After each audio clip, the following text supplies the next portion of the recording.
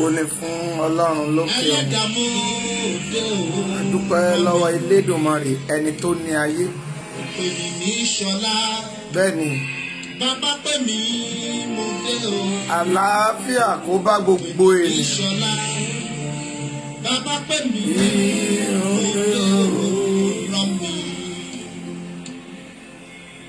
A dúpẹ́ lọ́wọ́ Ọlọ́run fún ìrìn àjò wákàtí yìí.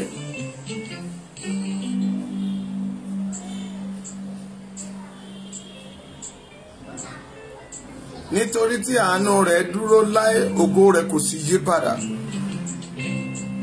Òun la dá gbogbo ògo àti ọlá padà fún. Àjúbà ìṣẹ̀dá wa, ẹni tó ní ohun gbogbo.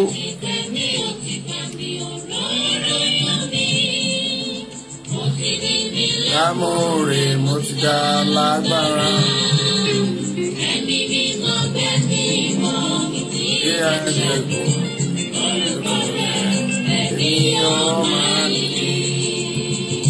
Asam Bukola wàhálà àánú gbà bó ṣe ń wọlé ni.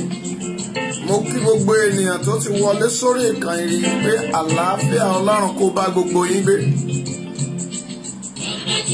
Ní o ti fi àpòlẹ̀ òróró yá mi.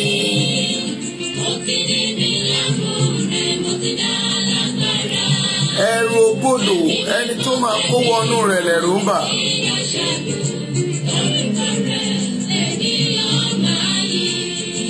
Tó o bá fi Elédùmarè alágbára ṣalátìlẹ́yìn rẹ, ewu kan ò ní lè wú ọ, bẹ́ẹ̀ ni ọwọ́ ayé kan ò ní lè bà ọ́.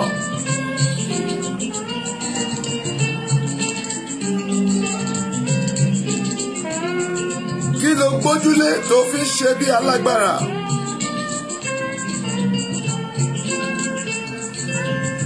Ta ló ní lálátìlẹ́yìn rẹ tó fi sọ pé kó o máa rìn ṣòó níwájú?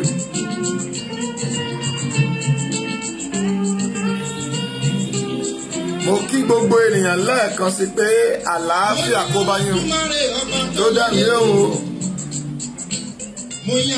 Ìgbà lò ó. Bẹ́ẹ̀ ni ọmọ táyà ayọ̀ ọláwàárà ànúgbà níyàtì tó gbé kànga ọ̀rọ̀ sínú mi. Tó wá fáwọn ṣàgbára òkè lè máa kọrin yìí. Bó ti wù kọ́tà rẹ gbógun tó kó ló máa borí wọn, dúró sínú òtítọ́. Lọ́lọ́kù sí dẹ̀dẹ̀ fún gbogbo àgbáyé o. Má sún mọ́lé o. Ọlọ́run mi ti súnmọ́lẹ̀. Ẹ̀yin aṣerí aṣèkà. Ayídóborí tó ní ẹnìkan ò rí ọ tó ń ṣìwà ìkà. Ogun ọ̀run rí ọ, gbogbo ènìyàn ẹ máa bá mi pariwo up Yorùbá nation. Mẹ́mí bàbá no going back. Bó bá wù kẹ́rù ó ba àwọn ọba tó bá wù kán sọ ògo àti ayé yọrí wọn nù. Àwa ń lọ sí ilẹ̀ ìlérí náà.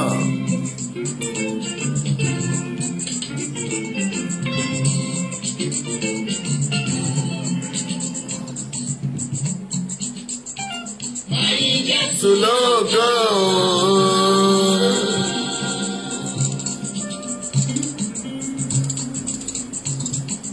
Ìfẹ́ sùlọ́gọ́.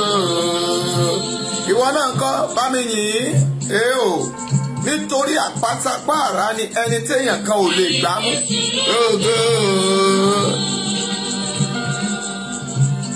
Mami, àwọn kan wà ó kà ń wò wọ́n lójú ni ṣùgbọ́n wọn ò jẹ́yàn. Òjò títí láyọ̀ láìdé ayé rẹ̀ ò ní dàrú. Wàá kórè oko délé ayé ò ní pa ọ́ lẹ́kùn. Victoria lórúkọ Jésù ẹ ò ní sọnù lórí àkàbà ìṣògo. You are welcome. Ìyá jẹ́ ní.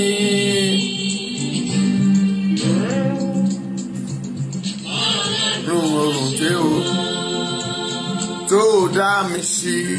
Ṣó dáwọ̀ náà sí? No going back, mommy. God bless you.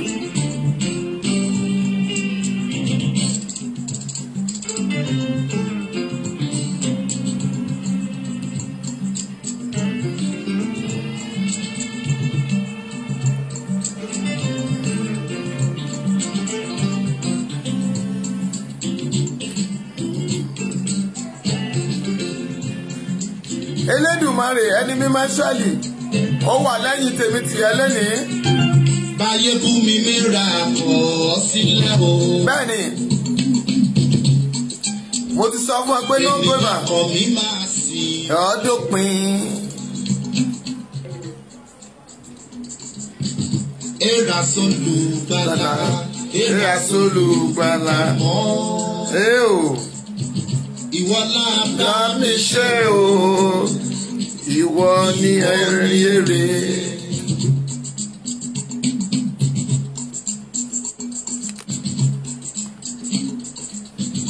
ìgbàgbọ́ nínú Jésù ẹ̀mọ́ ìdójútì ni. Ìgbìmọ̀ tí lólùgbàlà Nǹkan mi ti balẹ̀ o. Ìwọ náà ńkọ́? mímọ́ lórí ìṣàkọ́kọ́. Àmọ́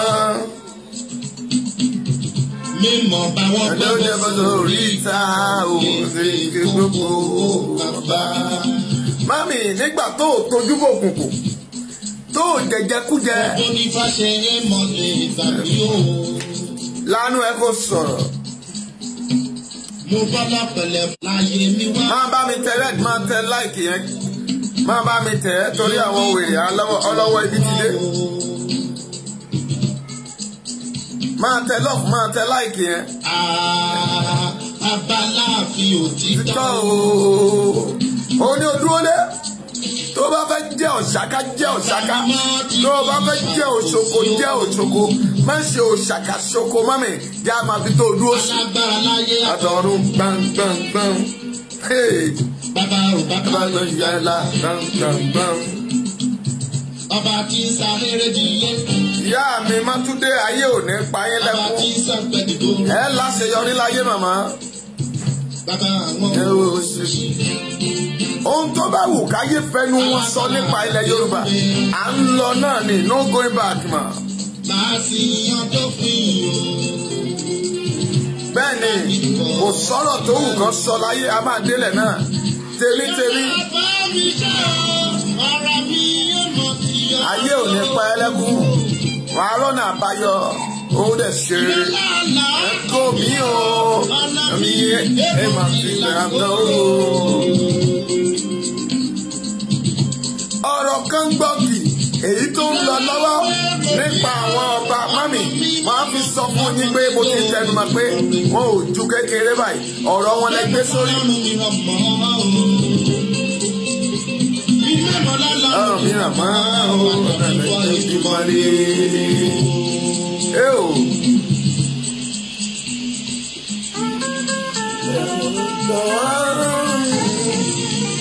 Ẹ máa wá wo àwọn ọba ràdàràdà àwọn tí wọ́n pera wọn tí wọ́n mọ Ọlọ́run tí wọ́n ń sìn. Àwọn tí wọ́n jẹ tí ò jẹ́ gbọ́n. Ipò tí wọ́n wà tí wọ́n mọ orú Ọlọ́run tí wọ́n ń sìn.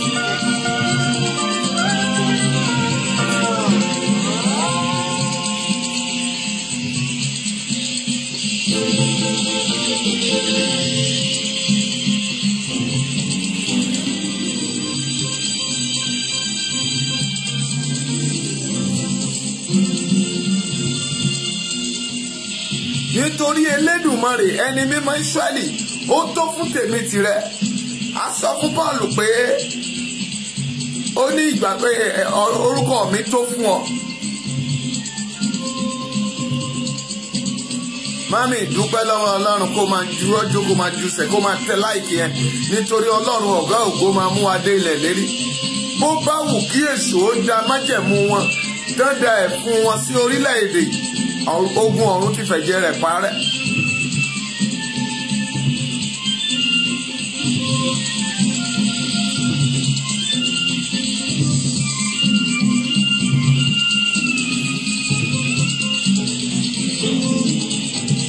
Ṣé ẹ̀ síta lénìí nítorí ọ̀rọ̀ tó lágbára la fẹ́ múlò. Àwọn ọba tí ẹ̀ ń wò wọ̀nyí ọ̀rọ̀ wọn ò tó wọn à ń là dábẹ́. Bàbá mi yìn lọ́rùn ayọ̀. Bàbá mi yìn Ọlọ́run. Àwọn tẹ́ ẹ rí lénìí tí wọ́n ń wò pé wọ́n ń jáde gẹ́gẹ́ bí àwọn ọba yẹn mo ti sọ fún ọ pé wọn ò tó kankan wọ́n ń sápamọ́ káàkiri lẹ́yìn ni ẹ máa rí i mo máa tú díẹ̀ fún yín lénìí.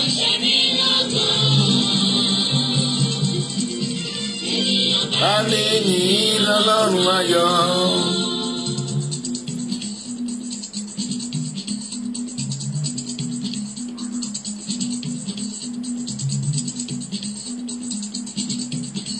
Ìfádàrà rí kẹwàá ràánú gbà. Ọlọ́run làgbà fún mi láyọ̀. Bẹ́ẹ̀ ni Ọlọ́run mi làgbà. Lórúkọ Jésù kò ní já ọ kulẹ̀. Ẹbí gba ẹ̀jẹ̀. Ọlọ́run tí kìí gbẹ̀jẹ̀. Ṣé àwọn ọba wọ̀nyí ṣé wọ́n ní Ọlọ́run? Ṣé wọ́n mọ Jésù lóòótọ́? A máa yẹ̀ wò. Ṣé wọ́n mọ̀ pé ìyà ń jẹ tèmi tiẹ̀? Wàá rí rádaràdà tán sí káàkiri. Sì ní ìdúdàrí wọn. Àwọn àjẹtágbógun tèmi tiẹ̀ a máa jẹ rí wọn náà ni. Mélòó làwọn ọba rádaràdà.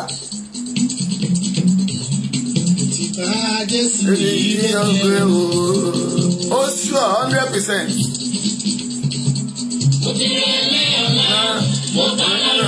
Bẹ́ẹ̀ni lórí ebi ọba ẹ̀yà fàndà.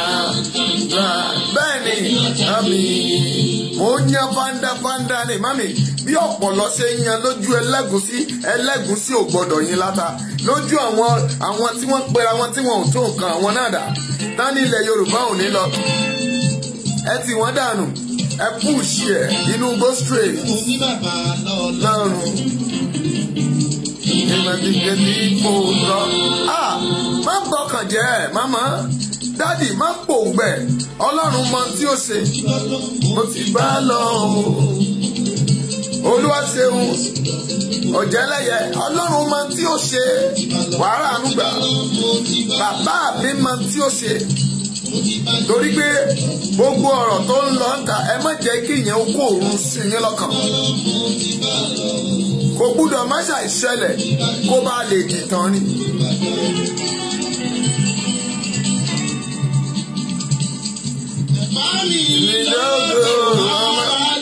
Wọ́n bú Mósè jù bẹ́ẹ̀ lọ apá ènìyàn náà ń pè é ó padà wá kó wọn kúrò ní lórí ilẹ̀.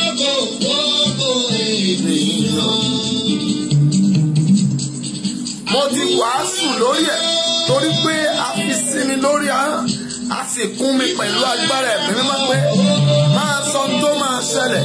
Bẹ́ẹ̀ ni mo ti sọ pé gbogbo àwọn ọba tẹ́ ẹ rí léde tẹ́ ń fọkàn tán yẹn ọ̀dàlẹ̀ ni wọ́n ń sábà pásítọ̀ káàkiri àwọn alálẹ̀ wọn ò lè gbé wọn. Ẹ̀yin lẹ́ ń bẹ̀rù alálẹ̀ kò sálálẹ̀ wọ́n ń gba ọ̀dọ̀ pásítọ̀ kan pariwo lé wọn lórí náà wà. Wọ́n ń dójú tì yín kiri ni ẹ máa ríran wò mo méye bọ̀ lápò. Embole ìṣe wọn ti jẹ́ ẹ̀mí lẹ́dá ìpàdé.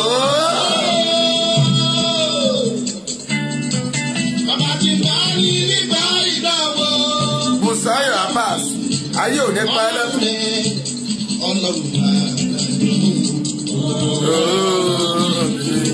Ṣé àwọn ọba wọ̀nyí lẹ́yìn gbọ́rọ̀ wọn bí ẹni gbàgbá ọtí owó tó wà ń là á dá bẹ́ẹ̀ máa fi yín wọ̀nyí lẹ́nu máa sọ irú èèyàn tí wọ́n ṣe má ṣe rí àbàbà níwájú ẹni tí ò tó wọn níbi tó yẹ kán jókòó sí káwọn èèyàn wá máa kí wọn má ṣe o.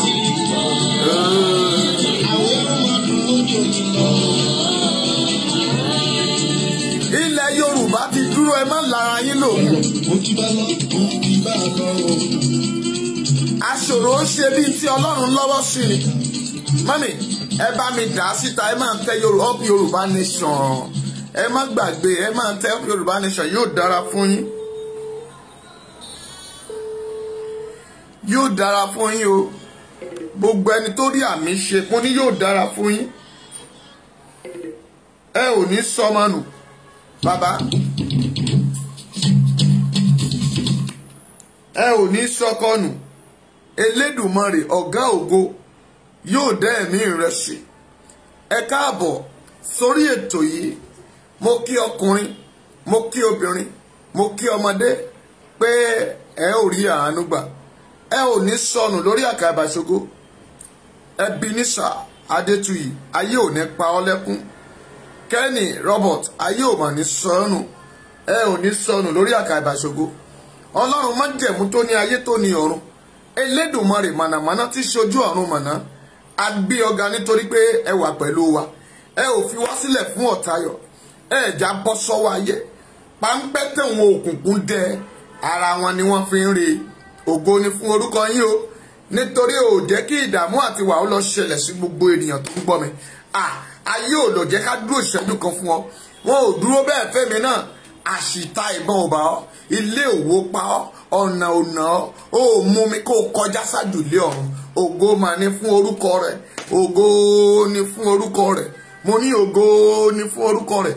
Ayé ò di ẹrù tí kìí ṣe ti ẹrù ọ, má ṣe ń dọdẹ ẹ̀mí mi dọdẹ ẹ̀mí rẹ. Ọlọ́run ò fi lé wọn lọ́wọ́, nítorí pé bí a ò ṣe fi ẹ̀mí Jóòbù lé wọn lọ́wọ́, bọ́n tiẹ̀ ṣe dán ọ wò tó, ṣùgbọ́n ogun ọ̀run mú wa borí. Olúwa kó gbọ́ pẹ́ wa, ayọ̀rẹ́ kó gbá yín wá. À ń lọ sínú ọ̀rọ̀ náà. Ògo ogun ọ̀run ẹ máa bá wa lọ, atóbi jù ẹ máa bá wa lọ. Ẹ jẹ́rìí ara yín, ẹ bú jáde bí ìjì, bí iná, bí agbára kún ahọ́n wa. Gbogbo olùgbọ́ mi pátá, Olúwa ró wọn lágbára. Ilé tó wà àti ọ̀nà tó dúró sí yẹn, ọ́fíìsì ló wà ní àbí ibi iṣẹ́ rẹ ló ti ń gbọ́ mi. Etí inú rẹ ò ní di, ó ò ní ya wèrè. Gbọ́ ohun tó ń lò gẹ́gẹ́ bí ẹ̀rọ yẹn kò ní kọjú ìjà sí ẹ. Gbọ́ mo sọ sínú ayé rẹ, ó ò ní tẹ Yorùbá ní ṣàndáràn láyé. Lórúkọ Jésù wàrà ànúgbà. Ògo ni fún orúkọ rẹ, mo ní ògo ni fún orúkọ rẹ. Hallelujah. Mami á dá gbogbo ògo àti ọlọ́padà fún Ọlọ́run. Á yìn nítorí tí ó ṣeun, nítorí tí àánú rẹ̀ dúró. Ògo ni fún orúkọ rẹ̀. Mo júbà Ọlọ́run májẹ̀mú tó dá ayé, mo forí balẹ̀ fún, mo sì sọ wípé ó ṣe. Mo kí gbogbo ènìyàn pátá, mo kí gbogbo ènìyàn pátá tó wà lórí ìkànnì yìí pé ẹ kúrọ̀lẹ́ sà, ẹ kúrọ̀lẹ́ mọ̀, ẹ káàárọ̀ mọ̀, ẹ káàárọ̀ sà, ẹ káàsán sà, ẹ káàsán mọ̀, ẹ kú ìyálẹ̀ta, ẹ kú ìyálẹ̀ta sà. Gbogbo àkókò tó bá wù kó kí yín, mo kí yín ní ìkí ọlá, ìkí ọlá. Mo kí yín ní ìkí àlàáfíà pé àlàáfíà kó bá gbogbo ènìyàn pátá tó wù kó máa gbọ́ mi lórúkọ Jésù. Ohun tó ń pa ọ lẹ́rìn tínú rẹ fi ń dùn, ohun tó ń wò tó fi ń fò fáyọ̀ lórúkọ Jésù kò máa ní dìbàjẹ́. Iṣẹ́ rẹ nì lórúkọ Jésù kò ní dìbàjẹ́. Ilẹ̀ tí a ń lẹ́yẹ lórúkọ Jésù akọni ẹrù ó yá dìde kó gbà fún wa. Adúpẹ́pẹ́ ti ṣe Ọlọ́run, ògo ni fún orúkọ yín Jésù agbára wa. Àmín àmín àmín àmín lórúkọ Jésù. Gẹ́gẹ́ bí ẹ ṣe mọ̀ pé a ò ní ṣàì má kọ orin orílẹ̀-èdè wa, nítorí pé a ò lọ́nà mìíràn tí a ń lọ, a ò sì ní orílẹ̀-èdè mìíràn tí a tún fẹ́ gbà ju pé kí a gba ilẹ̀ Yorùbá yìí lórúkọ Jésù. Ogun ọ̀run àgbà fún wa. Adéníyì Adé wàhálà ànúgbà Robert Kenny Robert lórúkọ Jésù. Ayé ò ní pa ẹlẹ́kùn. Mami ẹ máa bá mi ṣe ọ̀rọ̀ yẹn nítorí Ọlọ́run májẹ̀mú ni, ṣùgbọ́n ẹja kọrin fún orílẹ̀-èdè wa. The Bluetooth device is ready to pair. The Bluetooth device is connected successfully.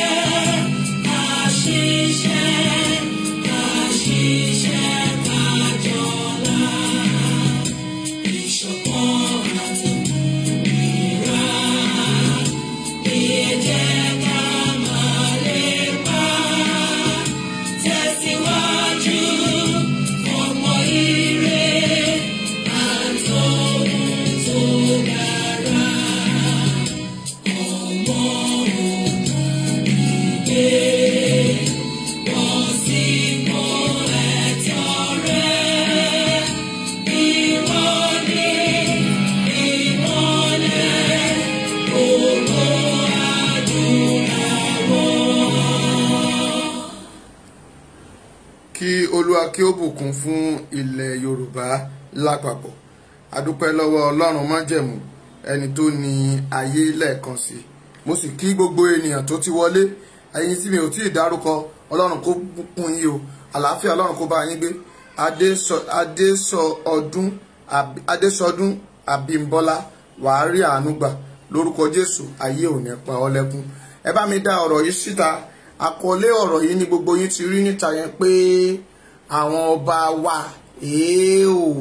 wọ́n ti jèèwọ̀ mami àwọn ọba wa ti jèèwọ̀ ṣùgbọ́n gẹ́gẹ́ bí ọ̀rọ̀ àwọn ọba tó ń lọ láàrin ìgboro gẹ́gẹ́ bí àwọn ọba kan mo ti sọ fún yín pé lọ́jọ́ Sunday tí mo wàásù pé ahọ́n ẹlòmíràn ikú ni ahọ́n ẹlòmíràn ìyèsí ni pẹ̀lú ṣùgbọ́n mi ò fẹ́ sọ nǹkan kan nípa àwọn ọba yẹn tẹ́ bá rí i pé lánàá ọ̀rọ̀ ìrìn àjò tí mo gbà ó yàtọ̀ pátá láàárọ̀ àná tá a kọ́ ẹ̀kọ́ ṣùgbọ́n mi ò ní orí ọ̀fẹ́ púpọ̀ láti lè jáde fún alẹ́ àná ẹ má bínú sí mi sà àti mọ̀ ṣùgbọ́n lénìí mo kà fẹ́ sọ fún yín pé kò yẹ kí n sọ̀rọ̀ lórí àwọn ọba torí pé I still have a long journey to go mo ní ìrìn àjò tó pọ̀ láti rìn nípa àwọn ẹni àmì àwọn ẹni òkùnkùn àwọn ẹni ibi iṣẹ́ ibi wọn àti iṣẹ́ ìkà wọn tí wọ́n ń ṣe sí ilẹ̀ Yorùbá àti bí wọ́n ṣe ń gbìyànjú rẹ̀ àti ohun tí wọ́n ń lò ní èmi dúró lé lórí láti jẹ́ kí Ọlọ́run rán mi láti máa dojú wọn bolẹ̀. Adéṣọdún God bless you. Fádójú Ọláyínká ẹ̀rá ànúgbà. Ṣùgbọ́n mo fẹ́ fi ìdí ọ̀rọ̀ kan múlẹ̀ torí pé ṣé ẹ rí mo sọ kinní kan mo ní tí kò sóhun tó burú mbẹ̀ ókè ẹja gbé bàbá kò sóhun tí ó burú mbẹ̀ kí ọba mọ Ọlọ́run kò sóhun tó burú mbẹ̀ kí ọba mọ Kristi wọ́n ní ọba tó mọ Jésù o á pẹ́ láyé ọba tó mọ Jésù o á pẹ́ láyé ọba tó mọ Jésù á pẹ́ láyé ọba tó mọ Jésù á pẹ́ láyé ǹjẹ́ àwọn ọba yìí máa tòótọ́ ṣé kìí ṣe pé wọ́n kọmọ fúlàgì wa mo sọ mo ní nígbà ayé àtijọ́ ní ìgbà ìwáṣẹ̀ tí wọ́n mú tí àwọn Roman Catholic tán mú ẹ̀sìn wá tí àwọn Anglican mú wá táwọn ìjọ oríṣiríṣi àgùndà tán mú ẹ̀sìn wá fún wa àwọn ọba máa lọ ṣọ́ọ̀ṣì lóòótọ́ wọ́n á máa gbé àwọn ológbòni á máa lọ ṣọ́ọ̀ṣì wọ́n á gbé bàǹtẹ́ wọn wọ́n á sọ ṣàkí wọn wọ́n á sọ sápá Salako God bless you ṣùgbọ́n kò sí ohun tó yà tó tí kìí ṣe pé kò dára wọn ò torí ẹ̀ pa wọ́n ṣùgbọ́n lénìí ohun tí mo fẹ́ mú jẹ́ kó o mà ní pé àti àwọn ibi tí wọ́n ti jèwọ̀ àtàwọn nǹkan tí kò yẹ kí ọba ṣe from Genesis to Revelation wòlíì ní orí ọ̀fẹ́ láti gbé ọwọ́ lé orí ọba right ṣùgbọ́n Sọ́ọ̀lù fúnra rẹ̀ lórí délé wòlíì nígbà tó wá ẹran bàbá rẹ̀ máa dé o torí mo fẹ́ fi àṣírí kan hàn yín lẹ́nìí kẹ́ bá lè mọ̀ pé tí mo bá ń sọ̀rọ̀ mo máa ń sọ̀rọ̀ torí I'm not fearing anybody àṣírí yẹn ni pé Sọ́ọ̀lù wá wò pé ilé Sámúẹ́lì ló wà lọ́ọ̀kan yẹn wòlíì ni ó lọ́bẹ̀ tí kò sì mọ̀ wípé ọ̀run ti ní ètò sílẹ̀ fún òun àti pé Ísírẹ́lì ti ń béèrè fún ọba lẹ́sẹ̀kẹsẹ̀ tó rí ọ̀run sọ fún pé ọba náà rèé ó rẹwà ó ga ó sì lẹ́wà púpọ̀ lẹ́yìn rẹ̀ dáàdì mami á da òróró lé Sọ́ọ̀lù lórí jẹ́ kí wọ́n rán ẹ létí láti ìgbà náà kì í tí Sọ́ọ̀lù bá fẹ́ bá wòlíì ó máa rán àwọn ọmọ ẹ̀wà rẹ̀ sí ni kì í ṣe pé Sọ́ọ̀lù máa kó gbogbo ẹrú ilé rẹ̀ kì í ṣe pé wọ́n máa kó gbogbo nǹkan ẹ̀ àdẹ̀gbálẹ̀ wòlíì lọ ṣùgbọ́n ẹ̀yin ọba tẹ àkókò yìí ẹ̀yin gan lẹ máa lọ bá wòlíì ibi tó jókòó sí ọjọ́ tá a ti gbé adé lé yín lórí tá a ti ta òróró lé yín lórí gẹ́gẹ́ bí ọba ẹ ti di ẹni ọ̀tọ̀ kí ló dé tá ẹ wá ń jẹ rádaràda kí ló dé tá ẹ wá sọ̀rọ̀ bí ẹni tí kò ní làákàyè ẹ ṣe máa fọ̀rọ̀ sínú wọ́n ní àgbà máa ń wòye ni tágbà bá ń wo nǹkan báyìí á máa wò ó máa wo ibi tó máa já sí tó bá ìdẹ̀fẹ́ sọ̀rọ̀ ó máa pe àwọn ènìyàn jàǹkàjàǹkà láàrin ìlú láti fi ṣe kí ni o láti fi ẹnu wọn sọ̀rọ̀ ohun tí ẹ fi sọ pé Tinubu gbọ́n ju gbogbo yín lọ nìyẹn ohun tí Tinubu tó ṣe fi sọ pé ó ní làákàyè jù yín lọ nìyẹn ẹ̀rọ tẹ́ fi ń wo Tinubu bíi pé bíi Maradona ó ń play yín bí ẹni play bọ́ọ̀lù nìyẹn torí pé the man is so wise èsùn gbénu rẹ̀ balógun èsùn wà lọ́kàn ẹ̀ he know how to dribble them very well ṣùgbọ́n ẹ̀yin ọba tí àkókò yìí ẹ̀yin ó dì ọba ẹ̀ ṣe rádaràda ọba aládé gbogbo ọba tí gbogbo ayé ń wárí fún ẹ̀ wá ń gbalẹ̀ pásítọ̀ lọ ẹ̀ wá lọ ń ra bàbà no mo rí àwọn many things on Facebook tó jẹ́ pé mo rí àwọn ọba tán kúnlẹ̀ síwájú pásítọ̀ kò sí tó burú mẹ́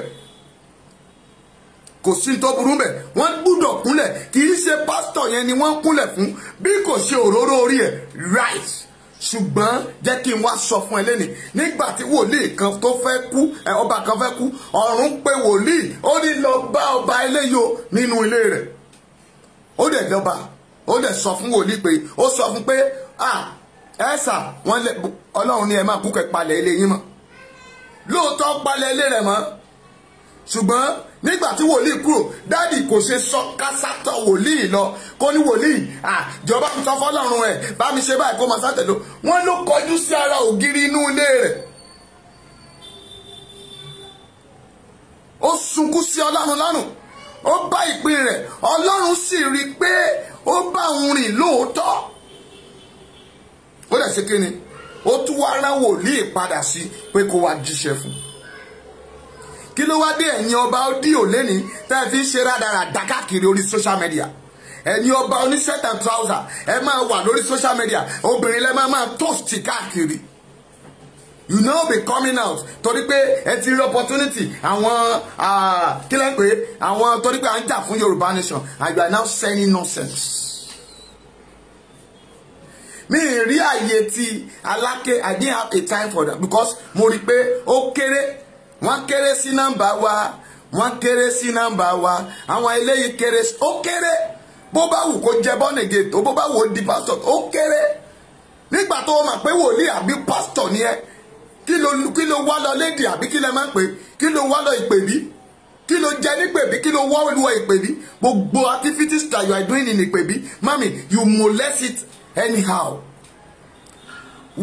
lóòótọ́ ọba nìyí ẹni láti jókòó síbi tí a pè yín lọ́ba ẹ bá lórí ohun gbogbo ni it's not your right to go into someone church tó bá tẹ̀ wá lọ church mami it's not bad àgbọ̀nyẹ ọba tó wà ní church but níbi tí ọ̀pọ̀ ènìyàn dúró sí ọba wa ń ra bàbàbàbà pásítọ̀ náà wá ń sọ kékeré ẹ̀yin náà ẹ wá ń ṣàgbádá báyìí I will play it for you all of you will now see it.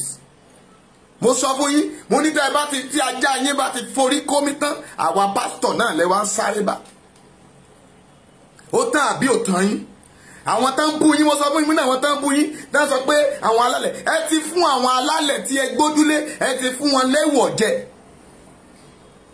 that is why you are seeing many people tán máa ń sọ̀rọ̀ sí ọba anyhow mo sọ fún àwọn èèyàn mo ní ẹ mọ orúkọ wọn talk to them it's not their title because title wọn yẹn ó wà so special from God. Gbẹ̀ngà wàrà ànúgbà kí n tó máa lọ I will play you this. ẹ máa wú ọba o ẹ máa wú ọba o.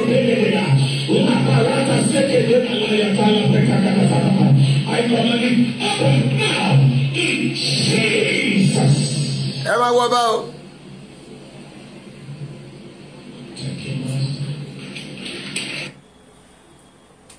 ṣé ẹ rí abẹ́ rí mami dá síta ẹ wá wo àwọn ọba mo sọ fún yín pé gbogbo rádaràda ni wọ́n ń ṣe àwọn ọba tó yẹ kó tẹ́ bá tiẹ̀ wà ní occasion kí lẹ̀ ń wá kiri tí ara ti ń ta yín ẹ̀jẹ̀ àwọn aláìṣẹ̀ ń ké nínú ayé yín torí pé ẹ ti jèèwọ̀ ẹ ò lè sòdodo ẹ ń sá pẹ̀lú àwọn pásítọ̀ lọ ìjọ wo lórí àwọn pásítọ̀ Ìgbò tí wọ́n ń sá káàkiri bẹ́ẹ̀ ni ṣe ń sá kiri mo sọ fún yín mo ní ẹ̀yin náà lẹ máa ságun orí òkè wá tẹ́ máa bá wa nínú igbó káàkiri tó bá tiẹ̀ wá jẹ́ àwọn Yorùbá lẹ tún lọ ń bá Obama dà.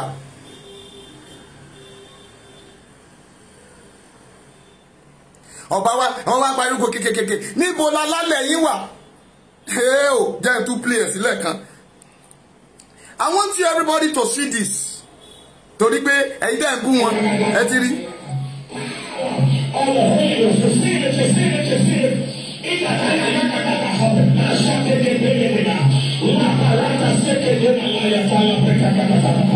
I command it open now in Jesus.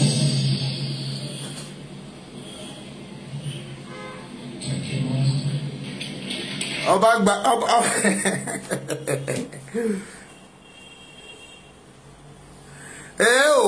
ọba ń gbẹ̀mí mímọ́ àbí torí pé kò sí tó burú bẹ̀ mami. Why you can call a pastor to your palace? Gbogbo ọ̀pọ̀ èèyàn jókòó ìjọ wo nínú gbogbo wòlíì tó wà nílẹ̀ Yorùbá pátá, nínú gbogbo àwọn ìránṣẹ́ Ọlọ́run tó wà ní ilẹ̀ Yorùbá pátá, ìjọ wo lórí ọba Ìgbò kó wá ṣerú eléyìí? Bí àwọn àfáà jàǹkànjàǹkàn lórílẹ̀ ṣe rí ní Manla side, àwọn North Island, ìjọ wo lórí Emirate wọn àbí kílẹ̀ ń pè wọ́n, àwọn ẹ̀mí àwọn kan wá ṣe kí ni o, kan lọ bá wọn, kan lọ bá àwọn àfáà wọn, wọ́n lọ ń bá wọn. Bíbélì sọ pé ìbùkún ni fún ọmọ ọ̀dọ̀ náà. Ẹ̀yin Yorùbá ló wá sọ pé fọgbọ́n ṣe sí, torí kò sí fọgbọ́n ṣe sí ńbẹ̀ nínú Bíbélì. Wọ́n ní ìbùkún ni fún ọmọ ọ̀dọ̀ náà. Ẹ̀yin Yorùbá ló parí ẹ̀ pé fọgbọ́n ṣe sí. Look at this. Ọba wa ń dó ọba jẹ ìyẹn náà sọ kékékékéké. Okay, let's see. Ọba Benin nílẹ̀ ńlẹ̀ ń bíbá. Ìjọ wo lẹ rí lọ́dọ̀ Adébóyè k'Adébóyè máa sọ fún pé kékékéké. But they are praying for them. Wọ́n gbàdúrà fún wọn. Ṣùgbọ́n torí pé ẹ ń jẹ́ èèwọ̀, ẹ ń dójú ti ilẹ̀ Yorùbá, àwọn nǹkan wọ̀nyí la fẹ́ gbọ̀n dànù lára yín. Why too kan? Torí pé ẹ ò sòdodo, ẹ parọ́, ẹ ń kọ etí dídí sí ọ̀rọ̀ ilẹ̀ Yorùbá. Nígbà tí àwọn alálẹ̀ yín ti kúrò lẹ́yìn yín, kí ló kù tẹ́ ń wá káàkiri? What do you looking for? Why you come pray in your palace? Invite a pastor to your palace. Ẹ wá bọ́, ẹ ò ní ṣe ṣiṣẹ́. I tell you, ẹ wò wọ́n, arúgbó náà kó sí palace. Ọba tó ń gbẹ̀mí mímọ́ nìyẹn o. Àwọn arúgbó ló kó sí palace. Àwọn ìyálà ìyá ẹ̀ tó ń gùn lórí. Ó dẹ̀ sọ pé òun gbẹ̀mí mímọ́. He now be shouting, ó wá ń róòlù kékékékékéké. You are deceiving yourself. What is the meaning of that's rubbish? Lóòótọ́ ni speaking tongue giwa. But it's not for that. That means kò sí ẹ̀mí mímọ́ nínú ẹ mọ́. I told all of you in my ní message mi tó kọjá pé wòlíì lọ́ba, ọba máa ríran, ọba máa ṣàsọtẹ́lẹ̀. Ẹ jọ̀ọ́, ibo tí àwọn ọba wọn ò ní àsọtẹ́lẹ̀ lẹ́nu mọ́. Torí pé wọ́n ti jèèwọ̀ Rámátà Odùtayọ̀ wàhálà ànúgbà. Ṣùgbọ́n ọ̀rọ̀ tó yẹ ká sọ, a fi ẹ̀tẹ̀ sílẹ̀, à ń palàpálàpà. Ọ̀rọ̀ owó náà wọ́n yàn ń bá wọn yàn sọ. Àwọn dìdìrìn òpònú náà kan kóra wọn, wọ́n bá ọ̀dẹ̀ kan ṣe program. Ìnáwó bí sẹ́lí pé ẹ̀wọ̀n ó ṣoògùn lọ́dọ̀ kìíní kan. Ó ṣoògùn, àwọn wo ló ń ṣoògùn? Tọ́láwà Olúfẹ́mi wàhálà ànúgbà. Go and dig all those things. Díìgì ẹ̀dẹ́lẹ̀, kájọ díìgì ẹ̀dẹ́lẹ̀.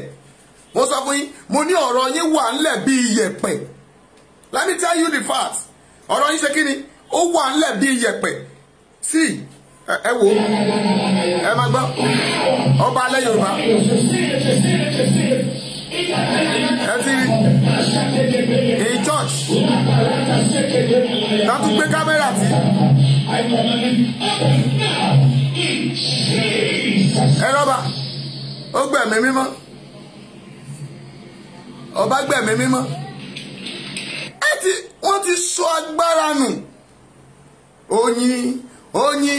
Oyin sàdùnnú ó dẹni yẹ̀yẹ́. Ìyá àdúrà wá ṣeré o, ayé ò ní pa ọ́ lẹ́kún. If you look at this, bá mi share síta. When you look at it today, mami, wàá rí pé àti ilẹ̀ Yorùbá ṣagbára nù. Tí kíní bá go ever. Kì í ṣèmi nìkan ni mo ní. Àwọn èèyàn náà gbé kámẹ́rà tí yẹn. Mami, ṣé tá a bá fẹ́ ṣeun ṣé ní kọ̀rọ̀? Okay, what is all this? Kí ni mí ni eléyìí? Àwọn ọba àwọn ọba lẹ́wọ̀n Adáláké lóhùn ẹ mà pé ìyẹn ti mú ó lọ́ba ti mú sẹ́pẹ̀ yó go and look at them wọ́n rọ̀ ní party wọ́n wà ní club wọ́n ra party ìyàwó oníyàwó á mà pé lóòótọ́ lọ́ba ń jayé ajé ayé àjẹyọrùn ṣùgbọ́n wọ́n ti tẹ́jú ilẹ̀ mọ́lẹ̀ the resources of àwọn èèyàn tó yẹ ká jẹ wọ́n ti tà á wọ́n ti ta ilẹ̀ Yorùbá àwọn ọba tó yẹ kó lọ wàjà àwọn ọba tó yẹ kó wàjà kán lọ sígbà àwọn ọba tó yẹ kó sí lórí ìtẹ́mọ́ àbí àwọn ọba kọ́ ní ìgbàanì Dáfídì jagun ni Dáfídì ẹgbẹ́ ayé Dáfídì nígbà tá a rán Sámúẹ́lì lọ òòrùn nígbà tí wòlíì lọ bá ọba ẹ ti gbàgbé.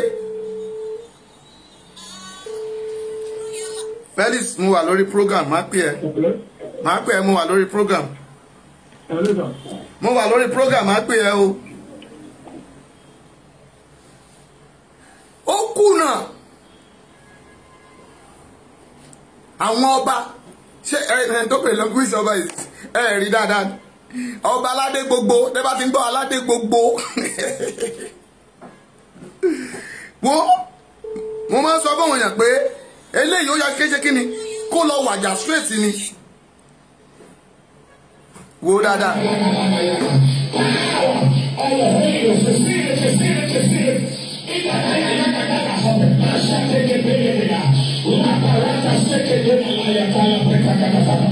I command him open now in Jesus. Màmá dàdí iṣẹ́ ti rí ẹ̀yin tẹ́ ń dá àwọn ọba lóhùn.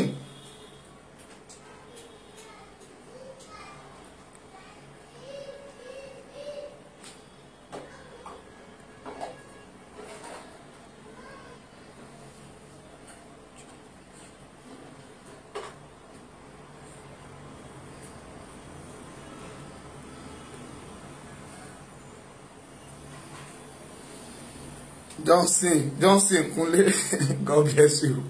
Gbọ́ mi dáadáa mọ́mì mi ní kankan bíbélì yẹn nikẹ́ni tó bá bá ní jẹ́ a ní láti bàjẹ́ kanlẹ̀kanlẹ̀. Ẹ̀mí mímọ́ wà lóòótọ́ ọba yẹ kó wà nínú ilé ni. We are praying for a king. Àwọn náà gbàdúrà fún wọn. Bíbélì ní ká máa gbàdúrà fún wa síwájú wa. Lóòótọ́ wọn ò mọ̀ ń ṣe Ọlọ́run ló ń ṣe gbogbo ṣùgbọ́n kì í ṣe pé kẹ́ ẹ máa disgrace wa. Why a pastor okay, when you invite Baba Adeboye to somewhere, do you expect him to eat in the midst of the people? And our conference, go and watch that conference. Mo wà lórí program now. Mo wà lórí program.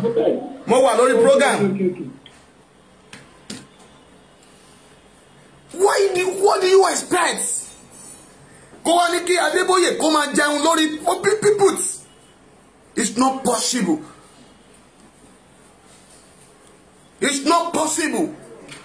The king you are respecting every day. Ẹ jọ̀ọ́ ṣé ní Ilé-Ifẹ̀ kò sí nǹkan tó fẹ́ ṣẹlẹ̀ mọ́ ni. Ẹ̀yin ọmọ Oòduà. Look at this and your answer Aláké. Mo sọ fún yín mo ní àwọn akọbajẹ wọn ẹ kàn ń pariwo lásán ni you are just shouting because all these robbers mo sọ fún yín we are fighting for you because ẹ ń molest wa ẹ ń disgrace wa. Ìjọ wo ni ẹ rí ẹwà ọ̀sẹ̀ àbí kí lẹ ń pè àwọn ọ̀rá ọ̀sẹ̀ àbí àwọn Igbo king yẹn kán wá sí ilẹ̀ Yorùbá kán wá máa ṣe dáadáa níwájú àwọn pastor wa. Can you mention it to me? Who is the pastor? Lóòótọ́ is a man of God. I didn't know, but because I didn't have anything with the pastor. Mi ò ní kó ń ṣe pẹ̀lú pastor yẹn. Mi ò ní anything láti sọ pẹ̀lú ẹ̀. Ọlọ́run ló lò ó. Ọlọ́run ló ṣe bó ṣe wù. But why a king standing in the presence of midst of people roaming about like aládé gbogbo ilẹ̀ Yorùbá, igbákejì òrìṣà, ẹni tí gbogbo ayé ń wárí fún. Okay, tábà lọ play irú fídíò yìí fún Buhari. Can you imagine? Tí Buhari ò lè wá. Ẹ̀dẹ̀ sọ lọ́jọ́ yẹn ní pé Sunday Igboho rí irú bàbá yìí fín. Mi sọ mú ní tí ò bá ṣe nǹkan kan tá à bá dé èèwọ̀ mi kì í dáhùn mi kì í mọ̀ bíbélì ní lọ́ra láti gbọ́ ṣọ́ra láti fèsì. I'm telling you the facts. If I tell you pé mo ti sọ fún several times pé tí iná bá jó lórí omi tẹ́ bá ní kéèmí Abíọ́dún lọ kó eérú rẹ̀ wá máa lọ kó wá. Just a title, but king is not a title. You can call me evangelist, you can call me a prophet. I standing on it and I back it. Some people call me herbalist. I didn't. Ètò bá wẹnu ẹnu kó lè fẹnu ẹ sọ. Nítorí tó fi sọ bẹ́ẹ̀ ìwọ ló yé.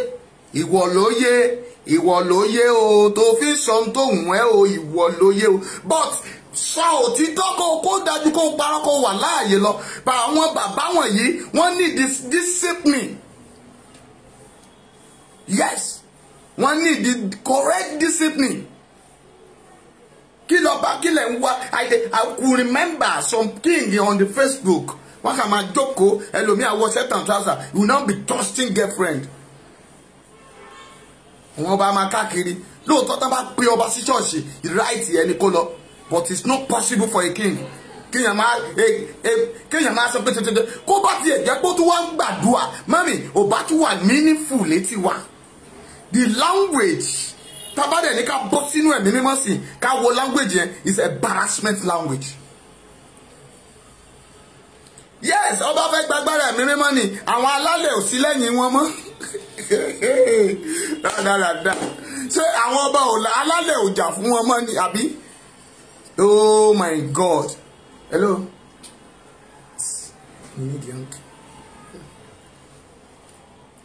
Ṣé àwọn alálẹ̀ ò jà fún àwọn ọba yín mọ́ ni? Ok, odindi Ilé Ifẹ̀ ẹjọ́ tá bá máa sọ̀rọ̀ sí wọ́n ní òrìṣà 401 ló wà ń bẹ̀. Where are them? Where are they òrìṣà? Than the king now be saying number to.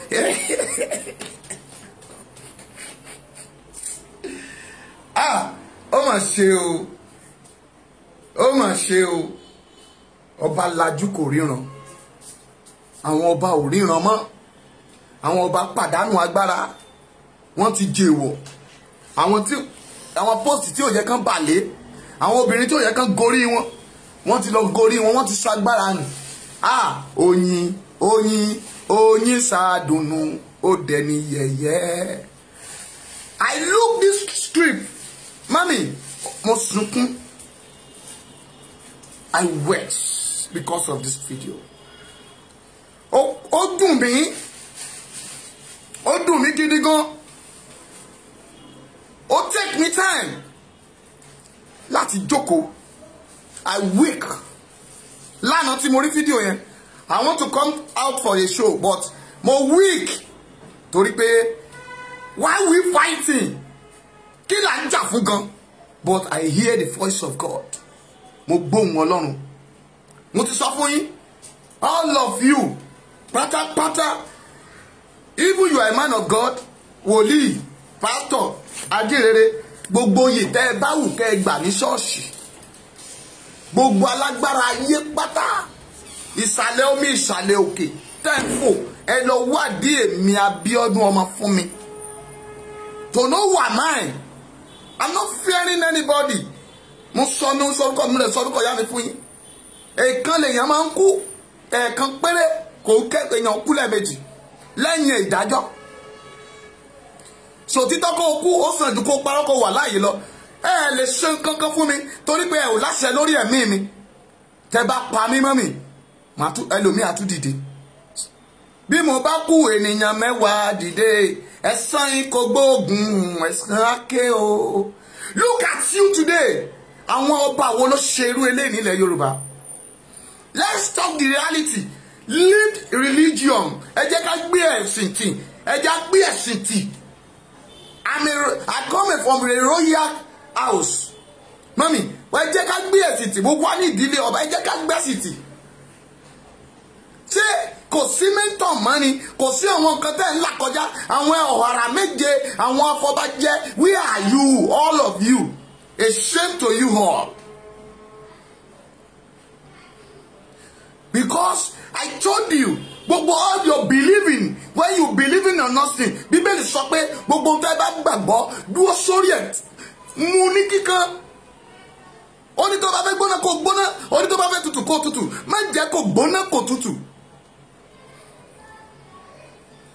mo bìlí pé láàfin ọba there is a chapel palace there tí ò bá wá sí chapel ṣèbí hall wà ńbẹ̀ your visitor ńkọ́ visitor room àwọn pastor lè wá bẹ́ẹ̀ náà. They are inviting me to many palaces and I'm praying for them. Even the Igbo people I'm selling and I'm talking to you. Mo ń lọ Asaba, mo ń lọ Ichis, some area. Mo ń lọ Agbo, mo ń lọ Umulede, mo ń lọ Abraka. Praying for a king. Praying for all those chiefs. Healing stroke. Me, I'm not advertising myself.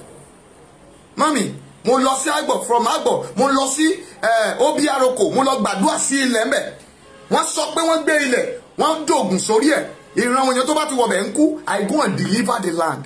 Tó bá ti dé Agbo, láti Agbo láti wọ Obi Aroko. From Obi Aroko in the third day, wọ́n tún pè mí mo tún lọ sí Abraka.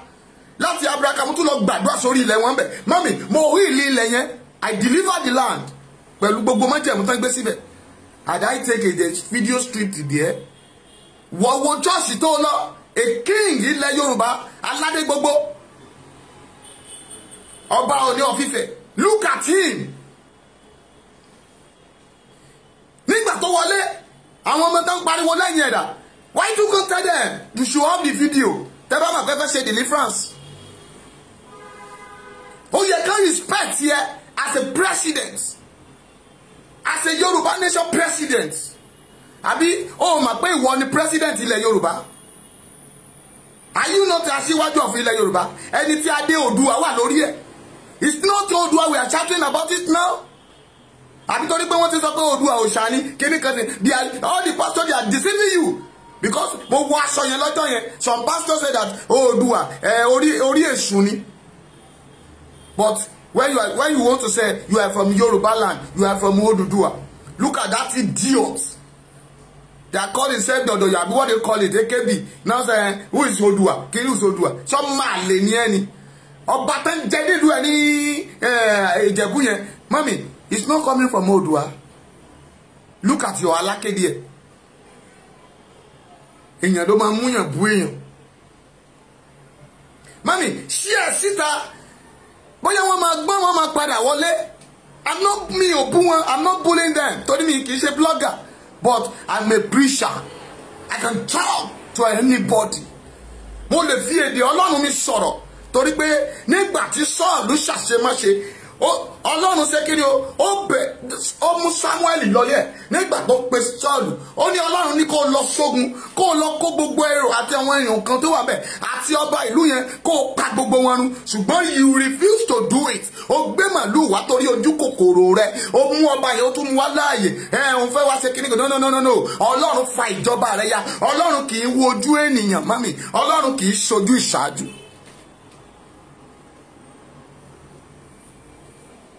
Because wọ́n gbàgbé àtijọ́ wọn. Ibi tó dẹ̀ yẹ kán gbà mami, they know it. Àwọn tó yẹ kán fẹ́ níyàwó wọ́n mọ̀ ọ́n. Ṣé ó di dandan kí ìyàwó kó 1,000 ìyàwó jọ ni before you know it. Àwọn ọmọ tí wọ́n ti pa, àwọn ọmọ tó sunkún, àwọn ọmọ aláìní bàbá, àwọn ọmọ aláìní ìyá, àwọn tí wọ́n tó tí ẹ̀jẹ̀ wọ́n ń bèrè sí ẹ̀san, àwọn náà tì yín ìdádì. Yẹ́misí Ọdúntáyọ̀ wàrà ànúgbà Lawan Mujiba ayé ò ní pa ẹ́ lẹ́kún. Àwọn náà tì yín, you know the person that you can marry tó máa bá ẹ host your àfihàn. Tó máa host yẹ tó jẹ́ pé when she's talking to you Ọlọ́run mọ̀ àwọn èèyàn tó ń bá rìn, àwọn èèyàn tó ń bá rìn, àwọn obìnrin òṣì tó ń bá rìn, àwọn náà ń da ìjọba rẹ you, they are pushing you to evil. I'm not against you that you're going to church, but I'm against you torí pé wọ́n kó kámẹ́rà tiẹ̀. Kò gbọ́dọ̀ rí bẹ́ẹ̀. Who dare the pastor? Ta ni pastor ọ̀hún gan? Kì í tún ṣe Yorùbá bíi tiẹ̀ o. Ibo ó dẹ̀. But kámẹ́rà tó wà ń bẹ̀ yẹn mami is more than 8 and 10 and people in the church. Everybody gbé kámẹ́rà, wọ́n gbé fídíò dání. A king. You didn't know it's embarrassment? Embarrassment embarrassment ni fún ilẹ̀ Yorùbá, and you will say we are fighting for what? Okay, ẹ̀ẹ́nẹ́mì mímọ́ nínú, lágbára nínú, okay, àwọn tó ń pariwo tẹ̀lé ẹ̀yẹn, and now you are saying Ọlọ́run fi wọ̀n mí, Ọlọ́run fi wọ̀n mí. Ẹ má máa parọ́ fún wa o, ẹ̀yin dáàdì, sáà, kábíyèsí o, ẹ má máa parọ́ fún wa o. Ẹ má máa parọ́ fún wa o. Orí tọ́wà máa ń kọ fún yín pé ọba tó mọ Jésù o, á pẹ́ láyé. Á pẹ́ láyé. Ọba tó bá mọ Jésù, á pẹ́ láyé. Ọba tó mọ Jésù o, á pẹ́ láyé. Ẹ wo olówó pọ̀rọ̀kú. Ẹ wo olówó pọ̀rọ̀kú. That pastor. There's a one king tó wà ńbẹ̀ tó wá ń ṣe ṣọ́ọ̀rù tó dẹ̀ ń bọ́ sórí ọ̀tà tó ń wàásù. Tó ń sọ̀rọ̀ kíkankíkan tó dẹ̀ ń gbàdúrà. He's a king. What do you expect? Do you ever see that use kó gbádé sórí kó wá gbádá kó máa ṣe bàbàbàbàbà like you? If you believe in God, mo ṣáà rí pé o lọ church before you started be a king. Èèyàn Ọlọ́run ṣáà ni ẹ́.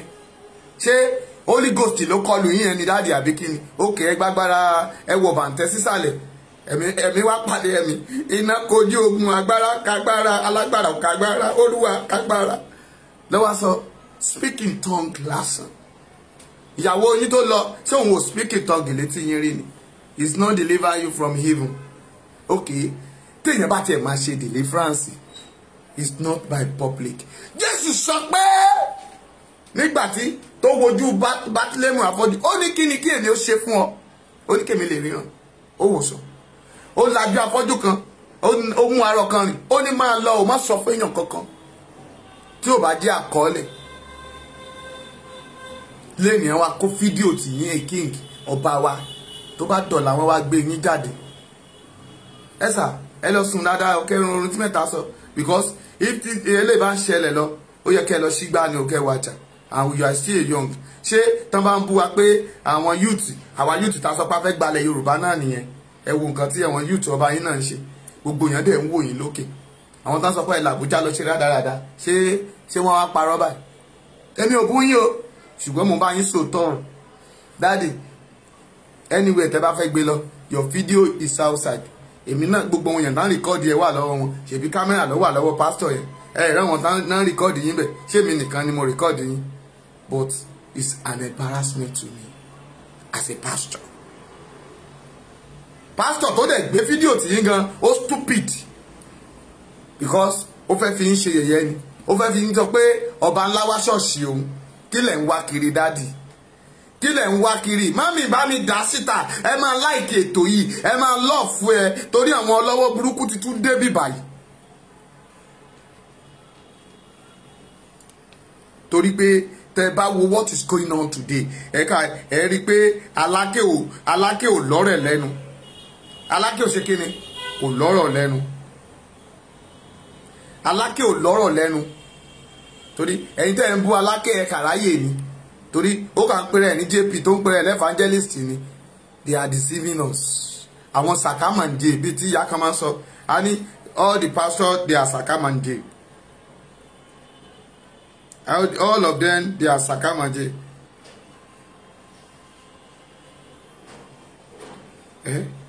Ẹ má jẹ́ ká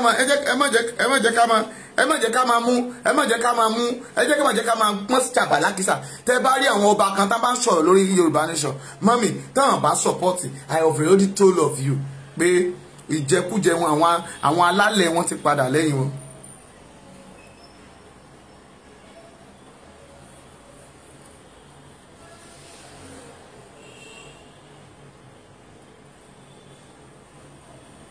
Torí pé tó bá rìn wọ́n ókè bó ṣe ń ṣe tó ń yí yẹn ó wá ṣubú sílẹ̀ lẹ̀ ẹjọ́ kí ló fẹ́ ṣẹlẹ̀ gan-an. Wo mọ́mì kò sí ibi tí ẹ̀mí mímọ́ ò ti lè lé òkùnkùn jáde, because lágbára mọ́ lẹ ṣe ń sá káàkiri, ẹ ti tẹ́ lẹ ṣe ń sá kiri, ẹ ti jẹ́ ìwọ̀ lẹ ṣe ń sá kiri. Wọ́n ti lọ rìn níwọ̀ àwọn alálẹ̀, àwọn tán máa ń pa ẹ̀ mami, àwọn tán belong to that. Wọ́n ti lọ rìn níwọ̀ ẹ̀ wá ń sá ti pásítọ̀ kiri láti gbà yín kúrò lọ́wọ́ ẹ̀. Àwọn alálẹ̀ ti ń lé yín kiri. Àwọn alálẹ̀ ti ń lé yín kiri, ẹ ti jẹ èèwọ̀. but mami daddy mo fẹ́ jẹ́ kẹ́ ẹ mọ̀ pé ẹ bá mi kìlọ̀ fún bàbá yẹn gbogbo ẹni tó bá mọ̀ tó máa ń sọ̀rọ̀ fún ẹ kìlọ̀ fún mo fẹ́ padà sí ọ̀dọ̀ èèyàn kan gbọ́ mi dáadáa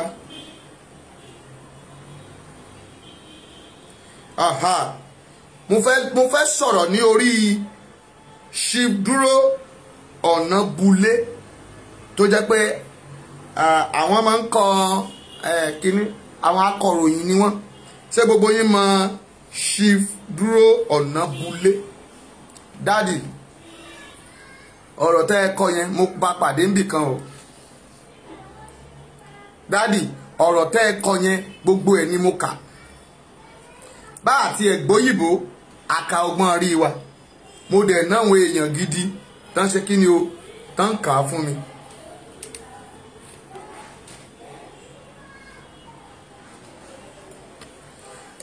torí pé èmi sọ fún yín pé èmi kì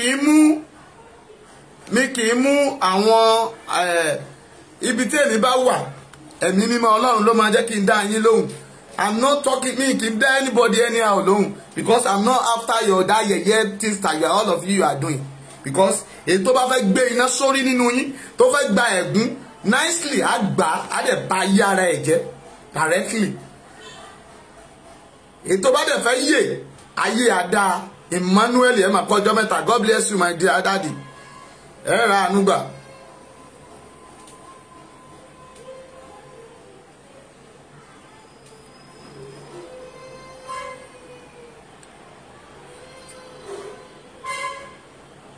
ẹ ṣé o ṣe rí àwọn dádì wa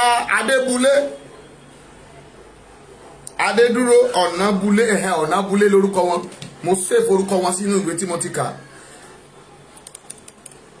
ọ̀rọ̀ yín dáa púpọ̀ ṣùgbọ́n kò ṣeé tẹ̀lé ẹ ronú dáadáa ṣùgbọ́n àkókò tí yín ti lọ dádì ẹ̀yin sọ nínú ọ̀rọ̀ yín níbìkan wípé nínú ọ̀rọ̀ ó kọ́kọ́ sọ̀rọ̀ pé mi ò fẹ́ kà jáde but máa ṣe analysis díẹ̀ sí lórí ó ní àwa ní agbìyànjú jù àwa ní alágbára ilẹ̀ Nàìjíríà lákòókò náà tó jẹ́ ká gba ilẹ̀ Yorùbá kì í ṣe àwọn Ìgbò ni wọ́n jà fitafita fún and you know that sir ó sọ pé ní 1949 lájàjà yẹn ládẹ̀gbá nígbà tó di 1950 ó tún sọ̀rọ̀ ó ní gbogbo project oríṣiríṣi tọ́jú àwọn alákọ́kọ́ ní TV ní gbogbo nǹkan ilẹ̀ Yorùbá kan náà yìí náà ni ṣùgbọ́n ó wá rán wa létí pé káwo pé gbogbo ohun tó ṣẹlẹ̀ ní ilẹ̀ Yorùbá gbogbo resources tó dára jù àwọn iléeṣẹ́ ńláńlá àwọn ọ̀nà ńláńlá àwọn ibi tó ga jù ilẹ̀ Yorùbá ló wà daddy you are right ẹ bá pàtẹ ọkùnrin màmá yẹn but ó wá pa òwe kan nínú ìrìn àjò ẹ ó ní tí ọmọdé bá ṣubú á wo wájú ó ní tí àgbàlagbà bá ṣubú ó ló máa wẹ̀yìn á wo ohun tí ó gbé òun ṣubú daddy ẹ̀rí mi pa I clap for you sir. Evangelist Victor ẹ rí àánú gbà up Yorùbá nation no going back sir ẹ wá sọ pé ní àwọn àkókò kan ẹni a kò tí ì yẹ láti gba ilẹ̀ Yorùbá mo fẹ́ béèrè lọ́wọ́ yín pé why ẹ̀yin náà béèrè torí ẹ̀yin náà béèrè mẹ́ pé kí la rí ta sọ pé a fẹ́ gba ilẹ̀ Yorùbá ẹ dákun láti 1949 sí to 2021 how many years is that sir? Kí ni mo fẹ́ béèrè lọ́wọ́ yín dádì Ọ̀nàbúlé sir? What is our benefits from this Nigeria we are talking about? Dádì ẹ má bínú o ẹ má pàmòdé ni mo jẹ́. Kí ni èrè wa fún almost 100 years? Disi kí la ti rí ń bẹ̀? Dádì ẹ dákun. àwa lẹ́ni àkọ́kọ́ tó kọ́kọ́ ní rédíò station, àwa lẹ́ni àkọ́kọ́ ní Áfíríkà ni o. Àwa Yorùbá yìí là ń pè ní giant of Africa. Ṣé kí Yorùbá kó wá kú sínú ikú àti àmọ́ ní orílẹ̀-èdè? Jẹ́ kí n sọ fún yín dádì nínú ìbéèrè yín. Ẹni torí pé tá a bá kúrò, tá a bá jà báyìí, ẹni àwọn iléeṣẹ́ yẹn máa bàjẹ́. Ẹ ṣe sà. Ẹni àwọn Ìgbò pé wọ́n máa gbẹ̀san lára wọn pé they are enemy of Yorùbá torí pé a ti fìyà jẹ wọ́n rí.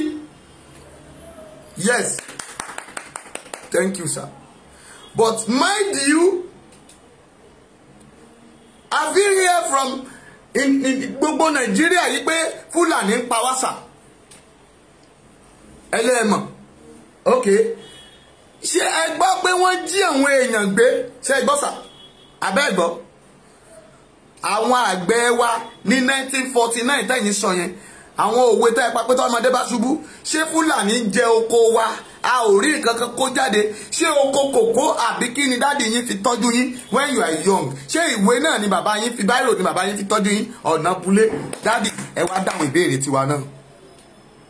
If it is yes, ibì kan ni wọ́n ti rówó báírò tán fi tọ́ yín níléèwé. Because you see the opportunity, you live in Europe. That is why I said gbogbo ẹ̀yin akọ̀wé, ẹ̀yin tẹ́ ẹ pera yín ní olóòwe olóyìnbó ńláńlá yìí, ọpọlọ yín ti sún sẹ́yìn. Some people said ní tó máa sọ̀rọ̀ ẹ kàwé ní ẹ̀ka ọpọlọ. Are you with me? Ẹ kàwé ẹ̀ka ọpọlọ. Nígbà tí Awólọ́wọ̀ wà láyé tó kọ́ kòkó board sí Ìbàdàn, tó ra kòkó lọ́wọ́ àwọn àgbẹ̀ dàrẹ́tì tí òyìnbó rà ló rà lọ́wọ́ wọn. Wọ́n máa rówó fi rán àwọn ọmọ wọn nílé ìwé. Àgbẹ̀ máa lọ́bà. Ìgbà yẹn làwọn Àgbẹ̀kọ̀yà náà jáde tí ò sí tó máa ṣẹlẹ̀. We protect ourselves. Ẹ̀yin sọ pé ṣé a ti ní sójà, ṣé a ti ní àwọn defensive, a ti ní many. Báwo la ṣe fẹ́ ní nígbà tá ò bá mú tá a take a move? Tírú yín bá encourage wa pé ká má lọ. Báwo la ṣe fẹ́ lọ? Bùnmi ayé ni ayé ò ní pa ẹlẹ́kùn. No going back. Ẹ wá sọ nínú ọ̀rọ̀ yín, ẹni a sọ pé a ò wá restructuring.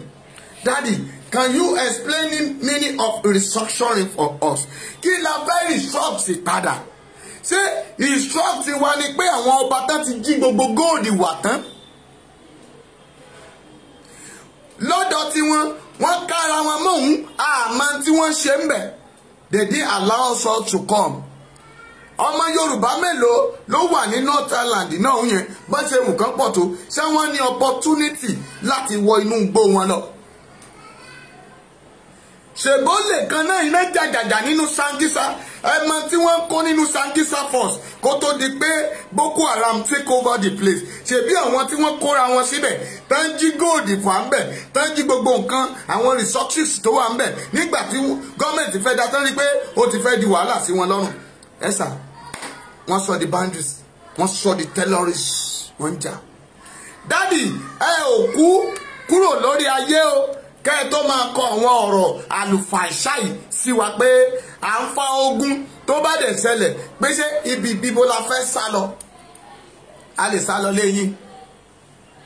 Ẹni àpọ̀ nílẹ̀ Yorùbá pé ta bá lọ sí ìlú míì pé ta bá lọ jẹun ìlú wọn a máa jẹ tán láàrin ìṣẹ́jú márùn-ún. Dáàdì ẹ ti dàgbà. Mi ì lè bú yín, ẹ ti dàgbà. Torí pé àwọn ọmọ yín ò sí ń bí. Ìwọ sáà mọ ọmọ ẹ̀ kan bóyá ọmọ ẹ̀ kan tó ti káwọn ọmọ ẹ̀ àtàwọn tó yìnbó bí fún àtẹ́tẹ́ gbé ẹ padà wá mami ẹjẹ́ àjọ máa gbé Ìbàdàn àbẹ́ ẹjẹ́ máa jọ gbé Ìgbòho ẹ lọ dáko sí Ìgbòho ẹ̀yin gan ní ká ẹ padà wá gba afẹ́fẹ́ ní Nàìjíríà ẹ má jókòó sínú òtútù yẹn mọ́ ẹ máa padà bọ̀ ń bí kẹ ẹ wá wo itú tí Fúlàní máa fa yé yín pa àbẹ́ ẹ ti sùn lọ́pọlọ yín nígbà tá lọ bá wọlé Ṣóyínká ńlé ṣàbí àwa Yorùbá la kóra wájọ lọ́bẹ̀. Daddy ṣẹ́rí ẹni tó máa fèsì sọ́rọ̀ yìí ẹni tó bá fẹ́ fèsì sí ọ̀rọ̀ Yorùbá nation ó gbúdọ̀ jókòó kó ro làákàyè ẹ̀ dáadáa kó tó máa fèsì. Mo wà ní Ìbàdàn láàárọ̀ yìí mami gbogbo ẹ̀gbẹ̀gbẹ̀ bọ́ọ̀sì báyìí I didn't like to be recording but ẹ bá fẹ́ pé ká máa gbé recording wá torí pé ẹ̀yin ọ̀dẹ̀ wọ̀nyí náà ni a máa gbé wá. òun náà mo ṣe sọ pé mo ní ẹ̀ka kóra yín jọ sí diaspora àwọn kan wà bẹ́ẹ̀ o tó jẹ́ pé wọ́n jẹ́ èèyàn gidi tó ń sunkún láàárọ̀ tá a lẹ́tà ń gbàdúrà fún ilẹ̀ Yorùbá yìí pé kó possible. bẹ́ẹ̀ lẹ́yìn kan dẹ̀ kóra yín jọ tẹ́ ṣe ikú bí ikú ọ̀bọ tó jẹ́ pé bí Tinubu ṣe máa kówó Lagos State Nàìjíríà tó máa kó wá sí diaspora yẹn tẹ́yìn máa lè gbẹ́sẹ̀ lé lọ́hùn lẹ́yìn lépa ẹ̀.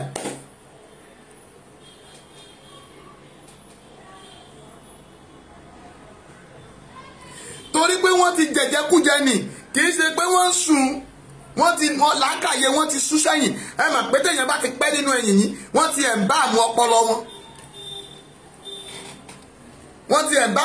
wọ́n ti mọ ògógóró wọ́n ti mutí wọ́n kà ń jayé káyé náà ni nígbà tó jẹ́ pé òyìnbó ń sanwó fún wọn wọ́n ti darúgbó wọ́n ti wọ 70 years òyìnbó ló dẹ̀ ń sanwó fún wọn wọ́n san gbowó arúgbó ẹjọ́ àwọn arúgbó wo ló wà lọ́nà gbogbo mọ́tò lọ́nà Ìbàdàn yẹn wọ́n máa yí bọ́ọ̀sì wo lè rí arúgbó mọ́mì máa láìkè ètò yìí àwọn ọlọ́wọ́ rẹ́ẹ̀dì yẹn wọ́n ti tún tẹ rẹ́ẹ̀dì bẹ́ẹ̀ yẹn mọ́mì máa bá mi láìkè wo àwọn arúgbó wọn wà lẹ́gbẹ̀ẹ́ bọ́ọ̀sì ẹ ṣàánú mi torí Ọlọ́run ẹ ṣàánú mi ìjọ wo ni Yorùbá wa doníbàrà àwọn màmá wa wá doníbàrà lẹ́gbẹ̀ẹ́ títì wọ́n wá pọ̀ lọ́ya bíá ẹ̀yin wá sọ foolish word nígbà tẹ́ òkú kí lẹ̀ ń ṣe láyé.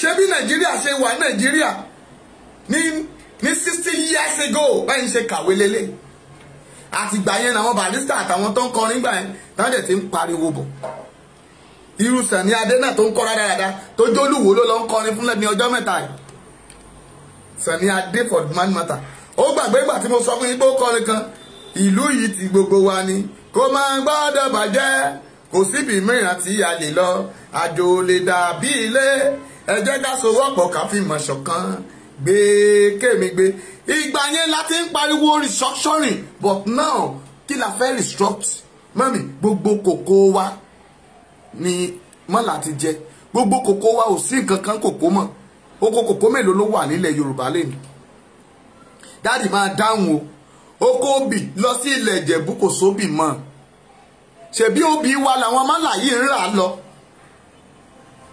àwọn obì Ìjẹ̀bú Ìṣàgámù Rẹ́mọ obì lẹ́ ń gbẹ̀mbẹ̀ gbogbo obì yẹn dà Oǹdó Ifẹ̀ Òṣogbo àwọn nǹkan o kòkó lẹ́ ń gbìn Abẹ́òkúta gbogbo yín pákí ẹ̀dẹ̀ ń gbìn kòkó náà ẹ̀ ń gbìn obì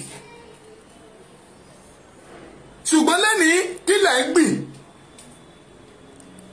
kí lẹ̀ ń jí kọ́ àwọn bàbá yẹn wọ́n fẹ́ jẹ́ kẹ́ ẹ máa kíní kan àìnílàákàyè yín òun ló jẹ́ kọ́ ọpọlọ yín sọ sínú torí wèrè kan sọ pé ó yẹ kó gbé ọpọlọ ń lọ sí church kán gbé lọ sí psychiatry kó lọ wo ọpọlọ ń sàn tí ò bá jẹ́ pé ó máa lè rádaràda ni bàbá ẹ lòún bá wílé jẹ́ ìwọ́n sọ fún ẹ Kútẹ̀yì tó lọ ń borúkọ Kútẹ̀yì jẹ́ yẹn mo ń sọ̀rọ̀ kan Kútẹ̀yì l'Oǹdó woman yẹn nígbà tó ní Bashita tó ń import sugar sí Latifa tẹ́rẹ́ ibẹ̀ ní company yẹn wà quote me I know what I'm saying ẹ̀ka ti yára dì wo mo ti yẹ insist ti pẹ́ but mi ń gbéra mi ga kọjá àyè mi Madam Kútẹ̀yì yìí lẹ́dẹ̀ pátá ìpana nípaṣu ṣe bá ọmọ rìdíìmù ni àyínọ́tì lára àwọn tó gbé pílà rìdíìmù ni are you remember then ṣe sọ̀rọ̀ ń pa ẹ̀rí àwọn ọmọ Kútẹ̀yì àwọn ọmọ kú àwọn woman yẹn ó ní helicopter crash bẹ́yà Òṣogbo ní Ọ̀ṣun state màá báyìí wá yí ẹ̀ wá lọ́la yí ẹ̀ tí woman yẹn ní helicopter crash woman yẹn ló ń kó ṣúgà wọlé tó ń bá Dangote kangba mọ́là Fúlàní náà sẹ́ẹ̀tì ẹ̀ ó dẹ̀ ní helicopter crash ó kú dànù Bashita tó rà ó lọ gbìrèké sínú ẹ̀ gbogbo yín náà lẹ sọ́ngbẹ̀ ẹni girlfriend Ọbásanjọ́ ni ẹni Ọbásanjọ́ ló pa ẹni kí and Fúlàní ló dẹ̀ pa ẹ plan torí pé kí Dangote bá máa ní kó máa kó ṣúgà nìkan ẹ ò lọ́pọlọ sẹ́rí when you want to learn please message me on WhatsApp and I will teach you mo máa kọ́ yín torí mo sọ fún ẹ pé gbogbo tí ẹ̀yin rí góòdì tẹ́ ń wà lẹ́ni àwọn baba ńlá baba wa reserve ẹ̀ ni. Some pastor like me pray for it. Ayọ̀ Babalọ́lá tí gbogbo yín ń pè lẹ́ni ọlọ́run Ayọ̀ Babalọ́lá o mo ṣe bá ọlọ́run Àkàndélẹ́dẹ́ o mo ṣe bá o mo ṣe bá o torí pé ó ń gbọ́ àdúrà o. Ayọ̀ Babalọ́lá fẹ́ bí para rẹ̀ because tó láti lè pray sí góòdì tẹ̀yìn ń ṣe tẹ̀yìn ọba ẹ̀yin ìjòyè ẹ̀yin oníkùrọ̀bọ̀tọ̀ tẹ̀yìn kó lẹ́ni is praying for it. Ó bẹ̀bẹ̀ fún wàrà àti oyin. Àwọn bàbá kan gbàdúrà àwọn alágbára ilẹ̀ yìí wọ ilẹ̀ lọ wọ́n lọ sọra wọn di òkúta iyebíye sínú ilẹ̀. Ní tí orílẹ̀-èdè mi ò ní ilẹ̀ Yorùbá ni ṣé Ghana tó Lagos State ni mo lọ Ghana náà look at Togo díẹ̀ wọn ò tó Ìbàdàn Togo ò tó Ìbàdàn. And when you are talking about it tó bá sọ Niger tó bá sọ tó ń sọ nípa tó ń sọ pé nípa Benin bí mami wọn ò tóbi. When you go to Benin àwa ọmọ Nàìjíríà la wà ń Benin they answer Yoruba's name torí pé wọ́n kà kọ́ tí wọ́n mọ́ ìgbẹ́hùn náà. What are you talking about? Jẹ́ òpònú àwọn tó yẹ kẹ́ support kí ilẹ̀ Yorùbá ó dúró. Kí lẹ̀ that means ẹ̀yin wọ̀nyí ẹ̀yin bàbá wọ̀nyí tẹ́ pera yín ní press tẹ́ ń kọ̀wé yìí that means ẹ ti ṣọ̀tẹ̀ ẹ ti ṣe ránù dúró ọ̀nà abúlé. I don't want to know you. I call your name directly. O lè prove mi àbí kó wá sọ pé kán wá gbé mi lọ kóòtù torí pé mo porúkọ ẹ n tó kọ́lẹ̀ ni máa gbé jáde. Daddy, it's not right. Tọwọ́ yín ò bá tí ọwọ́ yín bá ro yín kò yẹ kẹ́ ẹ kàn kan báyìí. Daddy, kò yẹ kẹ́ ẹ kàn kan báyìí.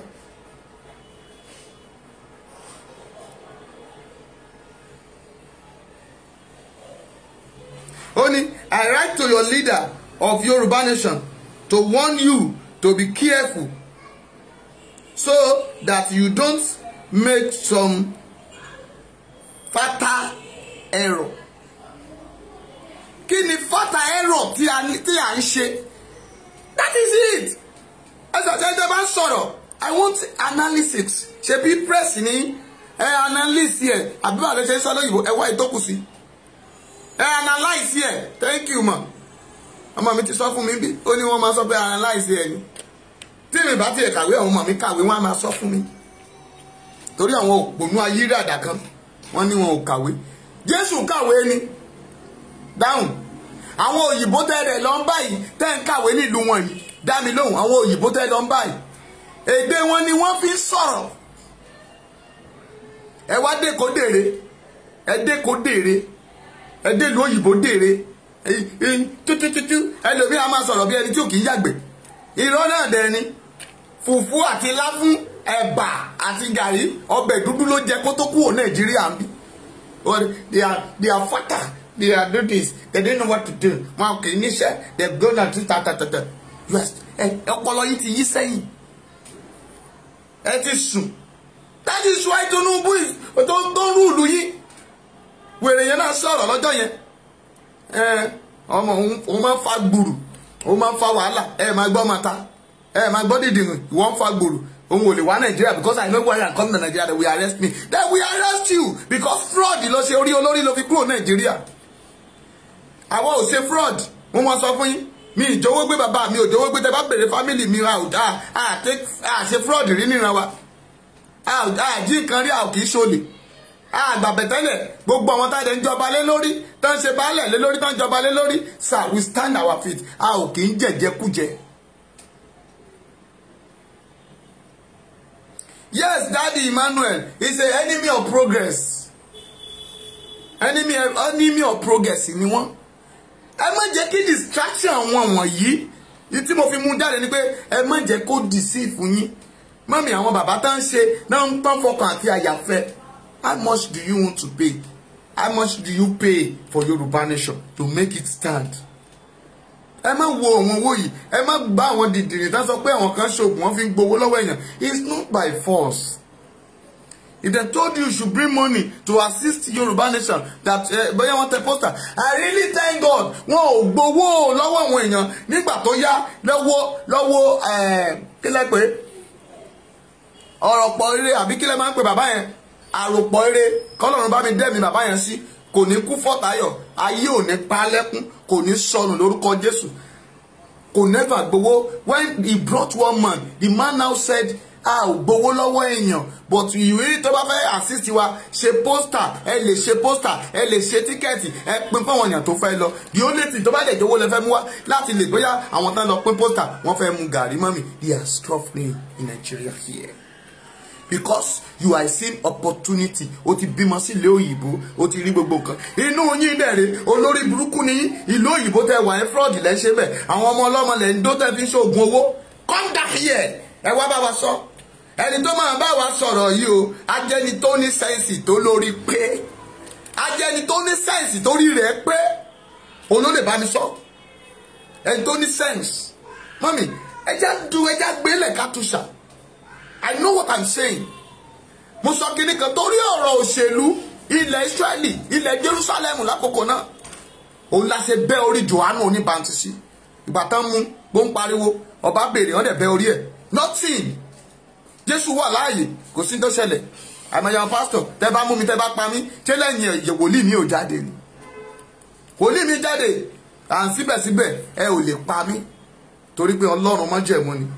Ọlọ́run tó ní ayé tó ní ọ̀run tó pè mí tó rán mi níṣẹ́, òun la kọni ẹlẹ́rù, ó stand lórí rẹ̀. Some people then say that ẹni yìí, wọ́n máa ń pa, wọ́n máa jẹ kéde kan. When you said that, wọ́n fún ẹ ló ń para ẹ lára.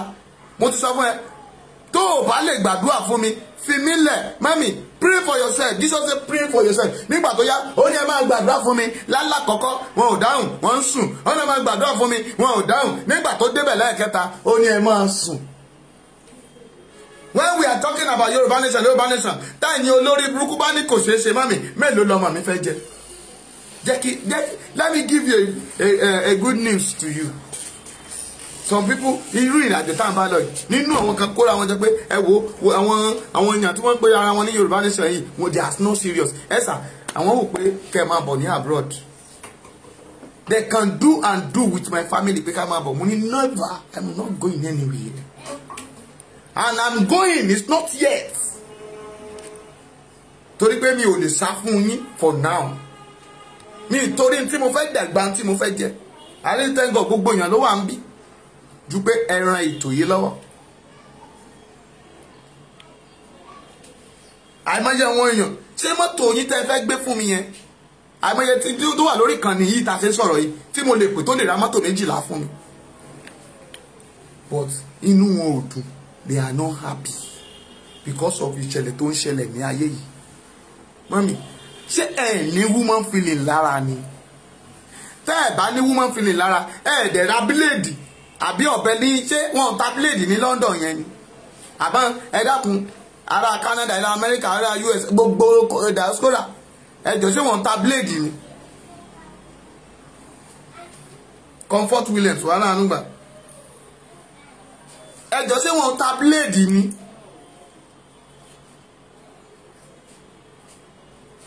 Ṣé wọ́n okay tá bá ta bíléèdì ẹni kan sọ pé yes. Kán lọ ra bíléèdì náà kán fi gé ara wọn kẹ́jẹ̀ jáde. Àbí kán wá mọ̀ pé kán gé gògóńgò wọn kán gé díẹ̀. Ẹ tún ṣòfin pé anybody tó bá fẹ́ commit suicide kán gbé sẹ́wọ̀n. Àwọn èèyàn dẹ̀ commit suicide. Ṣé are you listening to Nigerian news? America ò lè support Yorùbá nation ká lọ because nígbà tán mọ tí wọ́n ń jẹ lórílẹ̀ yìí. Àwọn tó wà lókè òkun yes mami Fúnmiláyọ̀ lè sọ mi lórúkọ Jésù ayé òní fi ẹ́ ṣòkò sílé. Wọ́n ń ta bíléèdì ẹ fi bíléèdì gẹ́ra yín wo tí ò bá sí bíléèdì pé ọmọ yẹn tó wà ní yàrá ní kó gí ẹ̀jẹ̀ kó jajẹ kó ṣẹ̀jẹ̀ kán gí ẹ̀jẹ̀ wò ọ̀kan ra pankẹ́rẹ́ ṣèbí wọ́n ní ẹ̀kí iná ọmọ náà wọ́n ẹ̀ lè ní pankẹ́rẹ́ ẹ ṣáà ní fúláwà ọkọ̀ ṣí ẹ lábàrá lẹ́yìn ọrùn báyìí kó wo bó ṣe rí kán gbá ẹ létí kó wo bí Fúlàní ṣe fìyà jẹyàn ara tá à ń sọ tẹ́ ẹ ní nàláì. Yes, as mountain stand, son of Jerusalem, God stand and you are on your family. Thank you, mama mi. God bless you, mami mi. Lámọ́ta ọdún táyọ̀ ẹ rà àánú gbà ayé ò ní pa yín lẹ́kún ẹ ò ní sọmọnù. Agbójúlé Ọlọ́run májẹ̀mú ẹni tó ní ayé àti ọ̀run. Mọ̀nàmọ́ná tí ṣojú ọ̀run mọ̀nú akọni ẹlẹ́rù ẹni tí gbogbo ayé àti ọ̀run bẹ lábẹ́ ẹsẹ̀ rẹ̀. Kí ló dé tẹ́ wá ń ṣe rádaràda?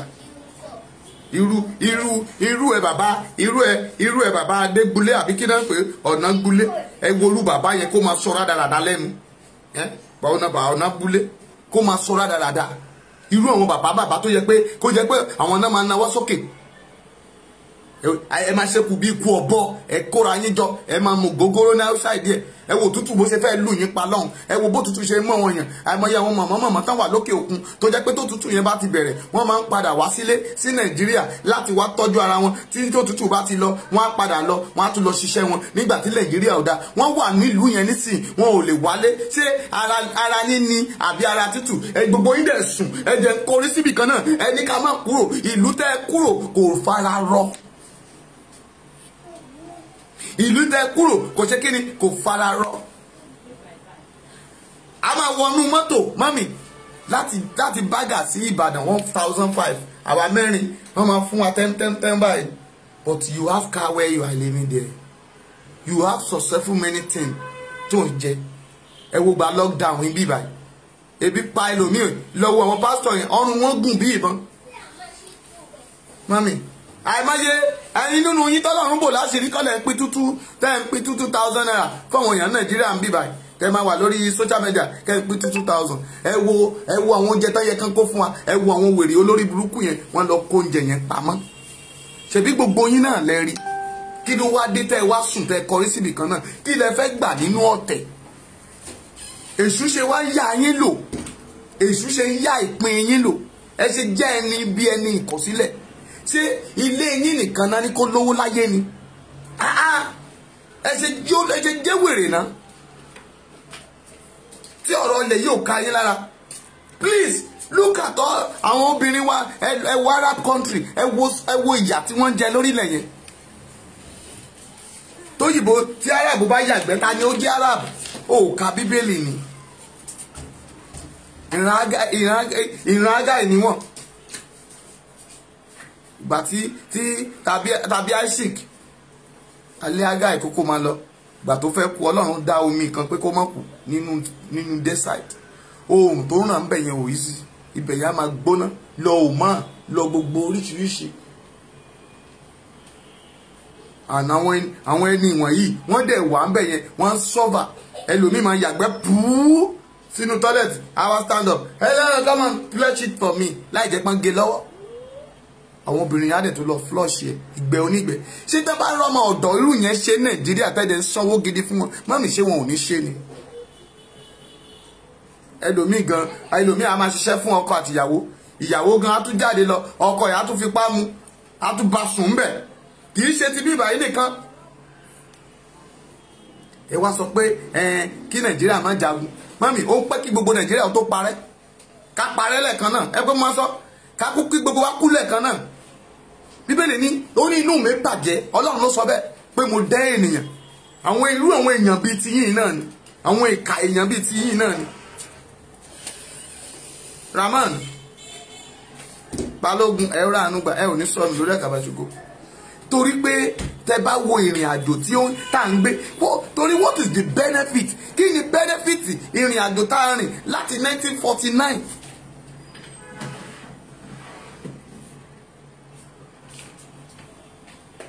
ẹ ṣe ya wèrè náà ẹ ṣe orí yín ṣe kú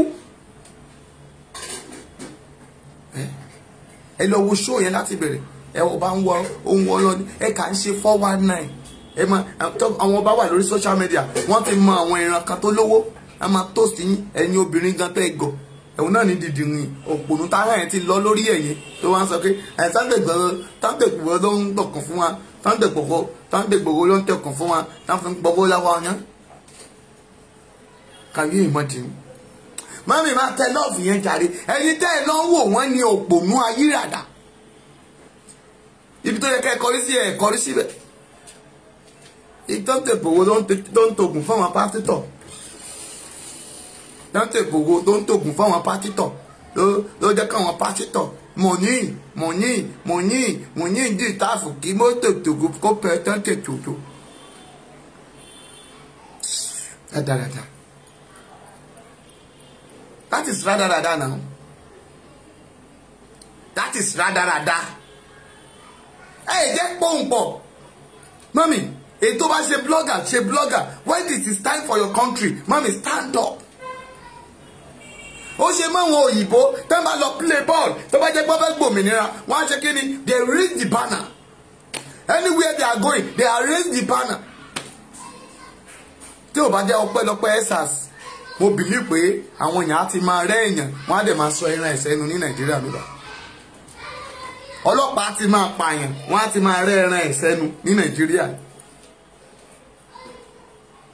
Tí ò bá jẹ́ ESAS yẹn àwọn kan ló dẹ̀ sọ ẹ̀mí wọn nu. Later on ìsọkúsọ náà lẹ tún sọ lẹ́yìn ESAS yẹn. Ẹ̀yin náà lẹ tún jíjà ojú yọba pé kó tún lọ gbé tó géètì dìde. Tánà gbé panel kalẹ̀, imagine. Ẹ̀yin ẹ̀ ló tún lọ gbé rìsíìtì 800 naira ìpàdé tó tún gbé jáde. Gbogbo yín náà lẹ rí náà. Ọ̀rọ̀ tó wà nílẹ̀ kì í sọ okay, thank you jare sir, it's not about religion. Ẹ fi àyè religion sílẹ̀. Ẹ tó bá sọ̀rọ̀ religion sí is just deceiving himself. À ń sọ̀rọ̀ ìgbé ayé wa tá à ń gbé. Ẹgbẹ́ nígbà tí Israeli kúrò ní ilẹ̀ Íjíbítì ṣé olóòṣà ò sí ń bẹ̀? Ṣé àwọn tó tẹ̀lé Ọlọ́run ò sí ń bẹ̀? Dá mi lóhùn. Ní ayé Àìsáyà Èlíjà ṣé kò sí olóòṣà? Tẹ́líjà ni ẹ jẹ́ ká lọ sórí òkè ká lọ wo Ọlọ́run tí ń fi iná dáhùn àdúrà. Ṣèbí Jésù náà sọ ó ní ẹfin tí kìí ṣe Késárì fún Késárì. Mami, let everybody go. Táwọn bá jọ wà ní ìrọ̀rùn, you are just deceiving yourself. Ṣèbí is Baba Adébóyè preaching one prayer ẹ̀ tó sọ̀rọ̀ kan gbà kan. Èmi náà lè ti sọ̀rọ̀. Ó lóun lọ sí abroad. Ó ní pásítọ̀ ọ̀rẹ́ òun tó jó ìbò. Ó ló sọ pé ó máa tẹ̀lé òun wá sí Nàìjíríà wá máa ṣe deliverance. Ó lóun wá sọ fún pé kó wo Nigerian even àwọn even Nigeria àwọn ògbóyìnbó pé ẹsẹ̀kẹsẹ̀ òun ò lè tún máa ṣe deliverance àwọn tó wà níbí kó tún máa ṣe deliverance fún wọn tó tún bọ̀ because wọ́n máa gbà lẹ́nu. Ṣé ilẹ̀ Yorùbá dáa nìyẹn? Ṣé ilẹ̀ wa dáa nìyẹn? Kán ní èṣù àwọn èṣù láòdó olórí ta àwọn kiri kan wọn ò gbóyìnbó. That's why I always told you. Àwọn alágbára ilẹ̀ wọn àwọn tó fẹ́ ṣe tó fẹ́ pa ẹ̀jẹ̀ wọn ò gbóyìnbó. They are illiterate. Dákun ìwé mélòó ni president yín kà ẹ̀yin dìdìrùn? Ìwé mélòó ni Fúlàní kà? Fúlàní wo ló lè sòyìnbó? Dá mi lóhùn. Ìwé mélòó ló kà? Ẹ̀yin akàwé ẹ̀yin tẹ́lẹ̀ ti kàwé látọjọ́ yìí. Ẹ̀yin tẹ́lẹ̀ ti ń kàwé bọ̀. Ní gbogbo president tó ti ń jẹ ní Nàìjíríà. Dákun àwọn mélòó nínú wọn ló ti jẹ tó ń jẹ olóyìnbó ńlá? Mention them. Lẹ́yìn ni Goodluck nìkan la ní tó yangan àti kí lórúkọ bàbá yẹn láyé àwọn tá ń ṣe prime minister àbí tá ń ṣe àwọn yẹn ẹyọ yẹn kúrò ẹwọ head of state àwọn head of state tó jẹ́ àwọn Fúlàní àwọn Yorùbá ló wà ń bẹ̀. Èwo ló ní degree lọ́wọ́ ń bẹ̀? Èwo ló ní tó kàwé débẹ̀ ju Goodluck ọ̀mọ̀wé Goodluck náà ń pè é. Gbogbo yín náà ìwé òfò tẹ́lẹ̀ ẹ̀ka ẹ lọ orí olórí náà lẹ́ fi kà á ẹ̀yin ọpọlọ yín kọ́ lẹ́ fi kàwé yẹn ọpọlọ yín kẹ́ lẹ́ fi kà á ẹ lórí olórí ni kọ́lọ́run kó dá yín lẹ́bi ọpọlọ look at it now àní kankan kò sí ná ẹ̀ ń kówó wa jẹ ẹ̀ ń kówó epo wa tí Tinubu bá ti di president níta yìí lẹ́nìyẹn a máa jí owó bí ẹ̀yin a máa gbà lọ́wọ́ òyìnbó náà èyí tí ò bá ti ṣe é gbà fún yín òun ẹ máa tá sí rí síta ẹni Tinubu kó wá àrí kó wá sórí yín ò ti dàrú sà ọpọlọ yín ti kú ẹ ṣọ́ra yín o torí ẹ máa bẹ̀rẹ̀ sí ń tẹ́ àwọn ọba yín náà ti ń tẹ́ káàkiri táwọn alálẹ̀ gan àwọn ọba yín ló ń bá jà báyìí ẹ ti rí pé àwọn alálẹ̀ ti ń bá àwọn ọba yín jà ẹ ti gbọ́ alálẹ̀ ti ń bá àwọn ọba yín fà á ẹbí ẹni àwọn alálẹ̀ ló ń bá wa fà á tá à ń sọ̀sọ̀kúsọ àwọn ọba gan alálẹ̀ ń bá wọn fà á mo sọ fún yín lọ́jọ́ ẹ̀ mo ní wọn máa wá ń bá wa àwa pásítọ̀ la máa ń ṣe deliverance fún wọn tá bá ti jẹ̀jẹ̀ kújẹ ẹ̀ẹ́dì wọ́n ti ṣe deliverance wọ́n ti ṣe deliverance fún bọ̀dá yín aládé gbogbo orí yín bàjẹ́ sá ẹ wá ní aláké sọ̀rọ̀ ẹ wá gbà bí ẹni gbàgbà ọtí kí ló dé ẹ̀dẹ̀ fílẹ̀ ẹ fílẹ̀ jẹ́ kó ẹ tó bá wẹ lẹ́nu ló lè fẹ́ nu ẹ̀ sọ o ní tó bá wẹ lẹ́nu ló lè fẹ́ nu ẹ sọ.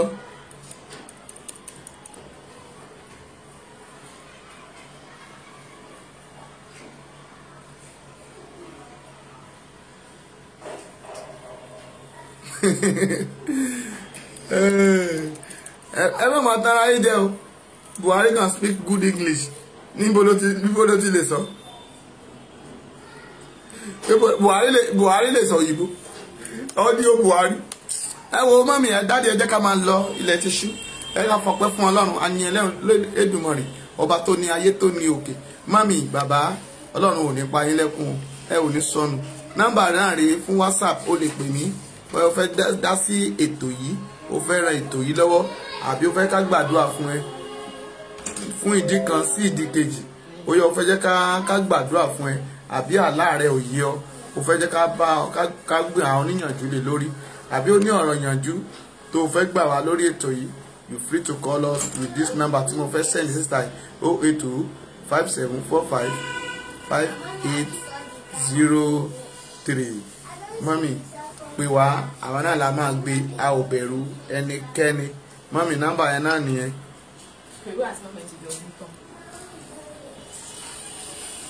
God bless you, ma. I know you are joking, ma. Nítorí pé gbogbo àwọn nǹkan wọ̀nyẹn àánú ni níwájú Ọlọ́run. Màárà àánú gbà. Mọ́mí pè mí, gbogbo ìgbà máa gbé. A máa padà sílùú Èkó lágbára Ọlọ́run lọ́jọ́ Wednesday. A máa kúrò lórí òkúta wáyé. A máa padà sílùú Èkó. Ògo Ọlọ́run á sì fọhùn. A sì jọ rí àánú gbà. Mọ́mí ayé rẹ ò ní dàrú, o ò ní sọmọnù, o ò ní sọkọnù. Orúkọ Jésù, ogun ọ̀run á wà pẹ̀lú ẹ. Ó dàárọ̀ o. Jájọ pàdé. Mọ́mí pè mí, tó bá ti pè mí, I will take it. Pé o lè fẹ́ràn ètò, ẹ bá wà ní ètò lẹ́yìn pé owó subscription wa ti fẹ́ dìú, ẹ̀yin náà lẹ́dẹ̀ẹ́ rà fún wa. Ẹ bá fẹ́ máa enjoy ètò yìí, táwọn fẹ́ ṣe ségesège, ẹ pè mí, à ń fún yín bá ṣe fẹ́ ṣe. Lórúkọ Jésù, a ó rí àánú gbà. God bless you all. Bye for now.